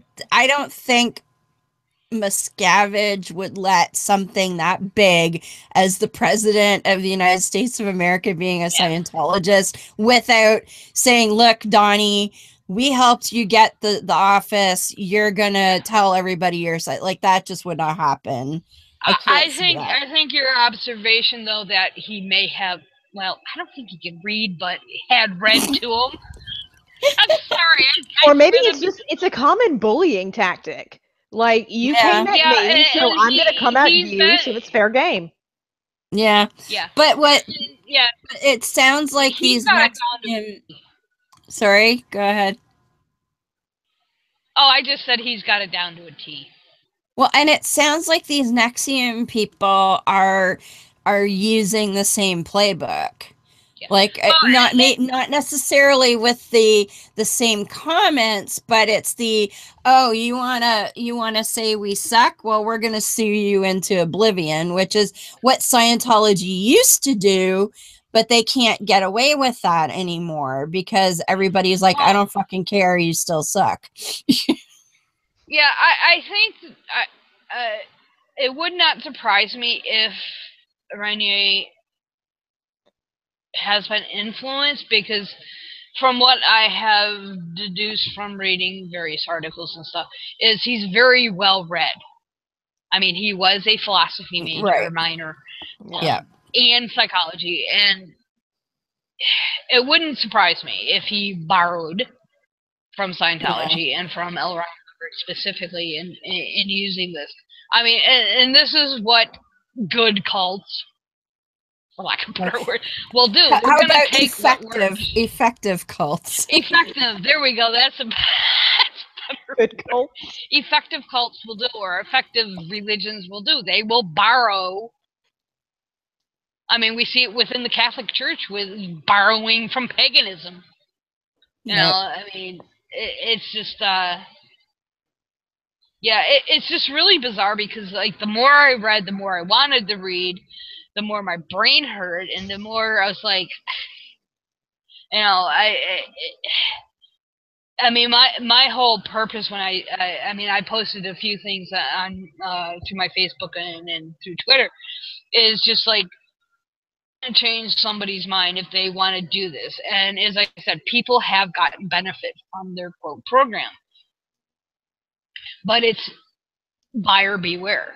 It's just like that other woo group, you know, that we the new group. I mean, yes. It's like there wasn't anything really inherently wrong, if that's your thing. but yeah, it was buyer beware. like, don't give all your money to build their giant ocean boat colony that's never gonna get built. Yeah. It's just, And I was thinking about that too, because like the Nxivm is kind of nebulous the way the new thing was nebulous. Like there's no, now the new stuff actually had sort of kind of some branding, but it was like that Dwayne Heffernan guy. Like I'm not even sure, I'm still friends with him on Facebook, by the way. I'm still not even sure if that's like, he never actually posts on his own profile. It's all the other people posting new stuff on his profile. So I'm like, I don't even know if this person exists, right? But they're on my Facebook. And so there's that sort of nebulous, hard to pin down what do they actually believe kind of thing that reminded me of Nex-e-um. It's got a weird, you know, sort of neologism name. What do they believe? You can't really pin it down unless you jump in and get involved. And even then, I don't know that there's any real tenets. It's, you know, here's how to be a better business person, perhaps, to start out with. All of that. So it's all sort of hard to pin down, very nebulous, very sort of enigmatic. So you don't have that, like with a religious cult, you get, well, here's what we believe and this is our God and you better agree with us, blah blah blah. But these are actually more dangerous because there's nothing to overtly object to, because they don't give you anything concrete to actually understand. It's piles of word salad that sound impressive. People have all of these, you know, degrees and they're so smart and blah blah. And so, oh wow, guy's got 3 degrees and multiple minors, and yeah, he knows what he's talking about. He's in the Guinness World Book of Records for having the highest IQ ever, and yada yada. well, Yeah, what's so frustrating from my point of view is that I want to delve further. I really can't, because I'm not a journalist. I don't have the resources a quote real journalist has as far as databases and access to, these people. I mean, I know Rissy made a comment, or was it Kelly? I think it was Kelly, made a comment the other day, hey, take a chance, send that email. And I do that. I mean, but it doesn't always pan out.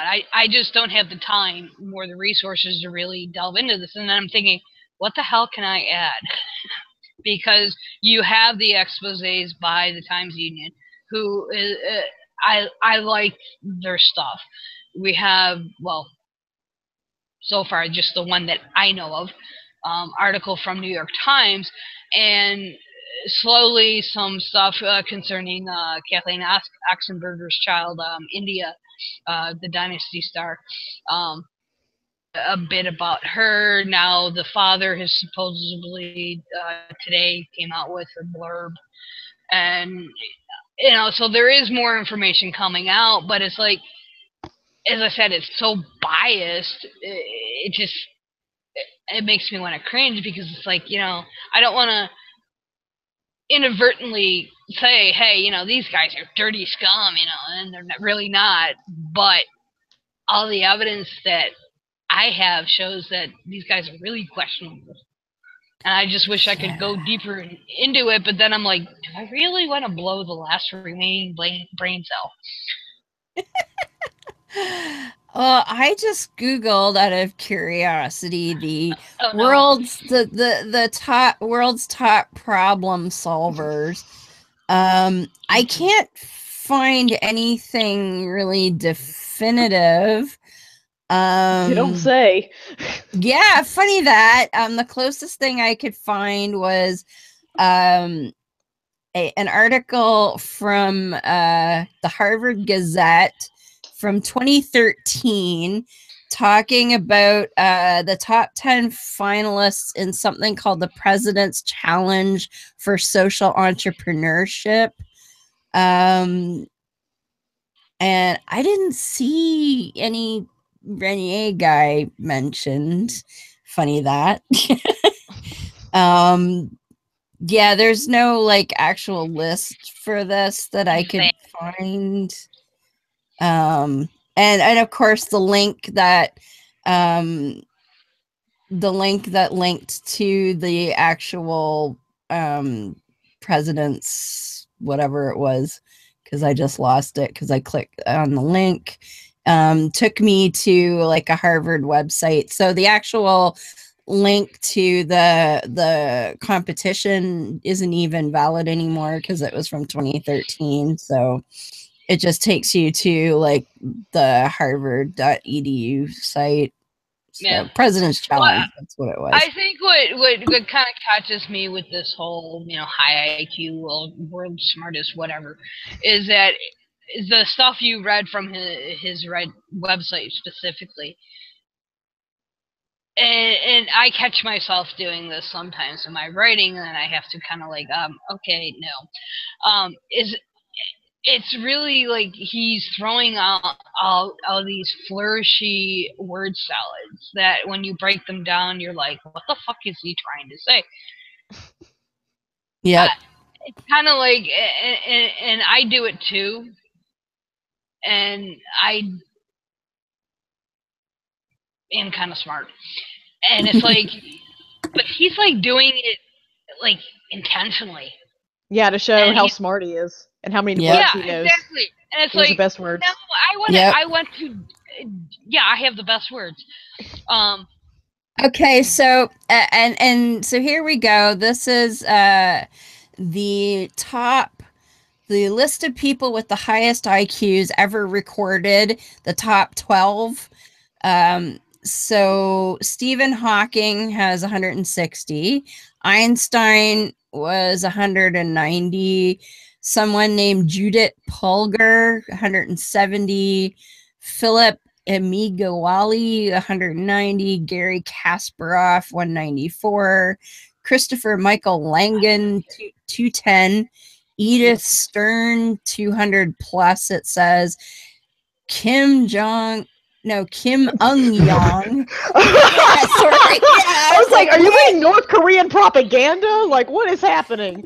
No, this is someone named Kim Ung Yang, had 210. Christopher Hirata, 225.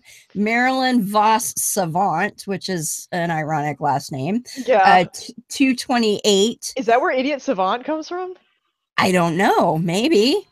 It doesn't tell me what era these people are. Terrence Tao, a high of 230. I'm guessing they've done multiple tests when it says 225 to 230. William James Sidis, 250 to 300. So, and I'm just scrolling through. Okay, so Judith Polgar is recent. Which IQ test they used or what their determination is. Yeah, it doesn't say. Because this is a website. This is a website called Science ABC, so I don't know anything about them. But I know in my psych classes they said you can't and I use that in quotes, higher than 155, but that's like 30-year-old information, so don't quote me. I'm hearing IQ isn't even really considered that important, really, because it tests only certain aspects of intelligence, and it's designed in such a way that it doesn't, accurately measure intelligence. Yeah. Okay, allegedly I have a high IQ. I flunked out of college twice. Yeah. I don't have a degree. Well, I have 2 associates. So this woman, Marilyn Voss Savant, she's an American born in 1946. Oh, and interesting, she believes that one should keep their premarital surnames. So her mother was also Savant. It doesn't say anything about that being where the term comes from, though. So I don't know. Oh, but this is interesting. So let's see. What did Buddy say? World's 89, honored by 89 in the Guinness World Book of Records. This lady, Savant, said that she rose to fame when she first topped the Guinness Book of World Records in the list of highest IQ category in 86 and stayed there until 89. So that's interesting, but Buddy's not on this list, so I don't think he knocked her out of first place. Well, oh, I just looked up idiot savant. It comes from French, which I should have known. It means learned idiot. Oh, Savant okay. means, yeah, it's idiot savant, so it's learned It's idiot. going to be older than her, then, probably. Yeah, I think so. So, It goes back so to like far, 1850s. So on this list of the top 12 highest IQs ever known, the oldest one was born in 1898, and that was that William James Sidis fellow, who is actually from New York City. But there's no Keith Raniere's on that list, funny enough. He didn't cite what edition of the Guinness Book World Records or anything? Like, No, he didn't say, but he like, said 2010, whatever? no, he said it was in 1989. So that's why I said that the Savant lady, she came close, that she was the highest or on that list until 1989. But it doesn't say, and I'm guessing it would be some of these other people, because some of these other people are definitely younger than her. Yeah. Huh. Because weird. Like this Judith Polgar is a chess grandmaster, defeated Gary Kasparov in 2002. She looks, in the picture, she looks maybe 30. I don't know. Philip Amigawali is a Nigerian fellow, which I think is pretty cool. His picture looks pretty recent. Gary Kasparov, like they doesn't tell all of their years of birth, but I mean, in his picture, he looks maybe in his 40s. So, like, most of these people are pretty recent. I don't see, there aren't any pictures that I'm looking at go, well, I was definitely in the 80s. Yeah, I hear you. Yeah. So, oh, this guy, Christopher Hirata, won the International Physics Olympiad in 1996. Interesting. Physics, the one subject I don't understand. He is a visiting professor of astronomy and physics at Ohio State University. And a lot of these people were listed as being child prodigies. So, interesting. Interesting. Which but yeah. About his so-called bio is how much of that is really accurate. I'm going to go for not much. Yeah, and these are from sources I do trust, so it kind of it sets up this balance of power of, you know, what to believe and what not to believe.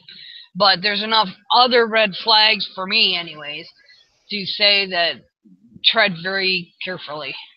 Yeah. Well, and that's just it. Like, what was the that one thing you said cost something like $7,000 to do? Oh, one of their programs. I mean, yeah.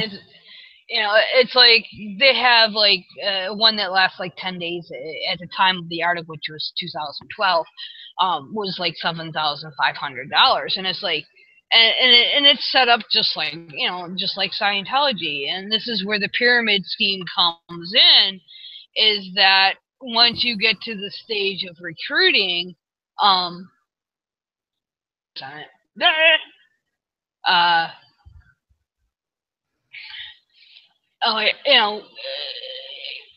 you know, you get to the stage where you can recruit. That's where the pyramid structure comes in. Yeah. And because he has a history of pyramid scheming now. His court case with New York State, from my understanding, was settled out of court, and he signed an agreement with New York State that he would not do this again. And this is another aspect. Why has it been? And your little Google search there about the pressuring of like Schumer and the judges makes me wonder, you know, the whole fair game. And this one article was talking about when you reach that high enough rank that you can start recruiting, you can qualify for a 20% commission. Every class that you take, you pay for. Every EM session, auditing, you pay for. Yeah. It's free with this group. I mean, nothing. And that's just like, I mean, we've heard the horror stories from former Scientologists who said, I spent $10,000 to get the OT3. Yep. So, or more. Or, you know, I'm just, you know, just real number out there. But it's like, so, you know, it's like, how are they getting away with this when he's been adjudicated in, you know, for pyramid scheming? Well, how did Joseph Smith get away with looking at things in a hat full of rocks after he was convicted of fraud for looking at rocks in a hat and telling people that's where they're to find treasure? So there's a precedent. I think well, and that goes to the whole thing that, or my thought that people are, and I use that in the sense that when you are desperate, and I've seen this with the anti-vaxxers, I've seen this with people that use MMS, shoving the bleach up your ass. I've seen your kid's ass that has autism, by the way. I've seen in the new thing, oh, I think it was McCaffrey, David McCaffrey. I think it was him. Turpentine. Yeah. They're, instead of bleach or bleaching agent, they're now fucking using turpentine. People are desperate for solutions, whether they be, you know, for an ailment or, you know, something, for lack of a better word, spiritual, self-improvement. You know, it's, I mean, I think that's when I, you know, got sick 2 years, or almost 3 years now, 3 years ago, it's like, point, but it was just like, when I started getting the woo in my email, I was like, what the fuck? No, I'm not stopping my medication. That's what's keeping me alive. Yeah. So I think people get to that desperation that they follow somebody like Joseph Smith, who was convicted for being a con and a fraud, but started, and that's raking in billions. You know, who, or, you know, or in the case of Nex-e-um, or in the Scientology, or name any woo or religion you'd like. Well, and I just pulled up another, because the first link was 12 of the top IQs. So there was another link for 25 of the top IQs. Now this is from list25.com, so take that as you will. I don't know how thorough they are, but no Keith Raniere's on that list either, although they do include Leonardo da Vinci, Nikola Tesla, and Gina Davis. My girl! But, yeah, but no Keith Raniere's. Funny that. So if anybody has a 1989 Guinness World Book of Records, if you want to look up highest IQ, I'd be very interested to know if he's actually in there, because I suspect he's banking that no one is going to be able to find a listing for who had the highest IQ in 1989, or that's going to bother looking to that extent. But anyway, or ladies. Even a category. Yeah, maybe it wasn't. Well, no, because if the savant lady was from 87 to 89, then it would have been. Yeah. But hey, maybe that story's wrong too. I don't know. We should check it out. But anyway, ladies, time flies, but we're actually a little bit past time already. So time to wrap things up. But yeah, this was great. Learned a bunch of stuff, and it just astounds me the kind of woo that gets passed around out there is legitimate stuff. And all I can say is I'm glad my stepfather never heard about this, because he would have jumped in hook, line, and sinker, because he just does that. Maybe 20 years ago, 25 years ago, I might have, because I was into the internet had. If the internet had been around when this guy was doing his thing and my stepfather had seen this shit, he would have tried it. But anyway. Yeah. He bought into the whole aspartame causes cancer shit and all of those. Yeah. Anyway. So Beth, why don't you tell everybody where people can find you? Before that, show notes for last week's show are finally up. I was waiting on this book. Confirm a quote. Yes, I spent, well, the book was $1, then I paid for shipping. It's Tip Gore's book, because I used the quote that I wanted to verify she actually did say. I was pretty sure she did, because it was from my old notes. So show notes for last week are up. I'll hopefully have a little faster on this week's. Easiest way to find me is on Twitter, Dune998. On Twitter much, because it still confuses the hell out of me. It connects to my blog, Havoc and Chaos, which also connects to Facebook, Beth A. Hambridge. I'm also on YouTube under the same name. I haven't put anything out lately because I get stuck in these rabbit holes of Nex-e-um. But I still have projects I'm working on, but it's really hard. I started a new aspect of my job, so I'm basically back to full-time again. So. Okay. And Morgan, where do I find you? All right. Well, you can find me on the Bi Skeptical podcast of Trav Mamone. Comes out about every 2 weeks on Stitcher, Spreaker, and iTunes. And you can also find me on Twitter at Mostring. That's at MOSTRING. That's with an M, not an N. And on Facebook at Morgan L. Stringer. Awesome. And don't you do a thing with Tracy? Oh yes, we do. We run the Political Feminist Facebook page. We're admins on that, but it's we have a bunch of admins for that Facebook page. So just look us up, the Political Feminist. Cool. Awesome. And Tracy is the Godless Mama. She's got a blog under that. She's got the Twitter and Facebook and all of that. And we hope that the storm's laid up and she gets power back soon, because that would suck, especially with a 9-year-old with no electricity for the foreseeable future. Yeah, that's going to be fun.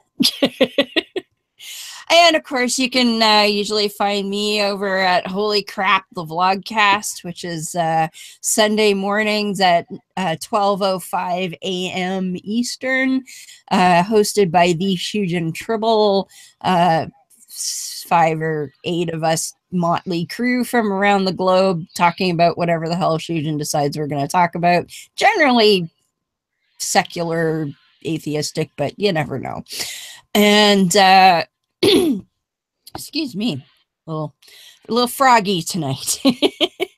Yeah, and tomorrow is Halloweeny, and I hope everybody has a good night, and there's no stupidity like, throwing pumpkins off of bridges, because that's just fucking stupid, and you should go to jail if you do that.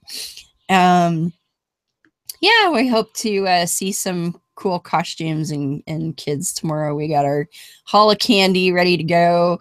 And last year it rained and we hardly got anybody. So if it rains again, I'm going to be eating a lot of candy. But that's okay.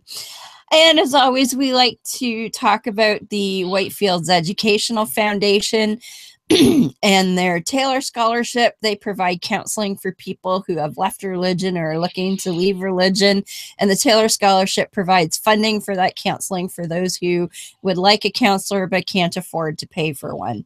And they can be found at whitefieldseducational.org/My Book of Mormon podcast, because, of course, the Taylor Scholarship was founded by David Michael, who began My Book of Mormon podcast, and who is now partially tended to by a good friend Bryce over there.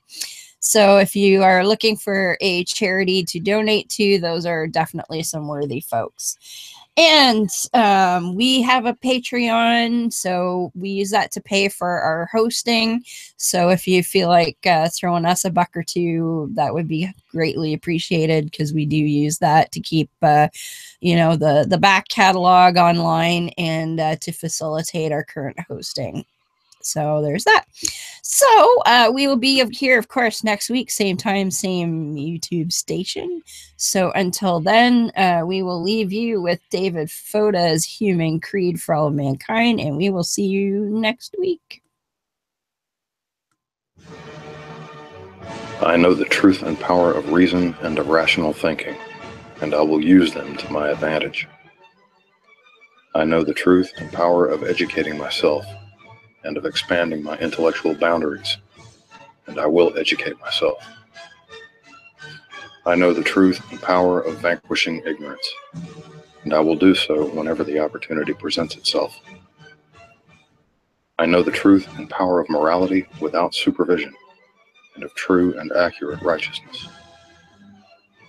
I know the truth and power of obliterating tyranny, be it intellectual, emotional, or philosophical, and will work toward that goal whenever and however possible. I know the truth and power of human ingenuity. I know the truth and power of human compassion, and I will be mindful of the welfare of others. I know the truth and power of equality and fairness for all living things. I know the truth and power of the importance of our families, our friends, and our fellow men and women. I know the truth and power of human stewardship of our lands, our waters, and our skies, and I will try to act to preserve our environment. I know the truth and power of the sciences of mathematics, of physics, and of chemistry, and of the important role of these disciplines in understanding the workings of this cosmos. I know the truth and power of the rejection of all notions or beliefs that reside in the supernatural or the superstitious, and of those notions or beliefs that we are not supposed to be able to explain. And I know that these rejections are necessary for humankind's survival. I am a human being with a free mind, liberated from irrational influence and from unreasonable dogma.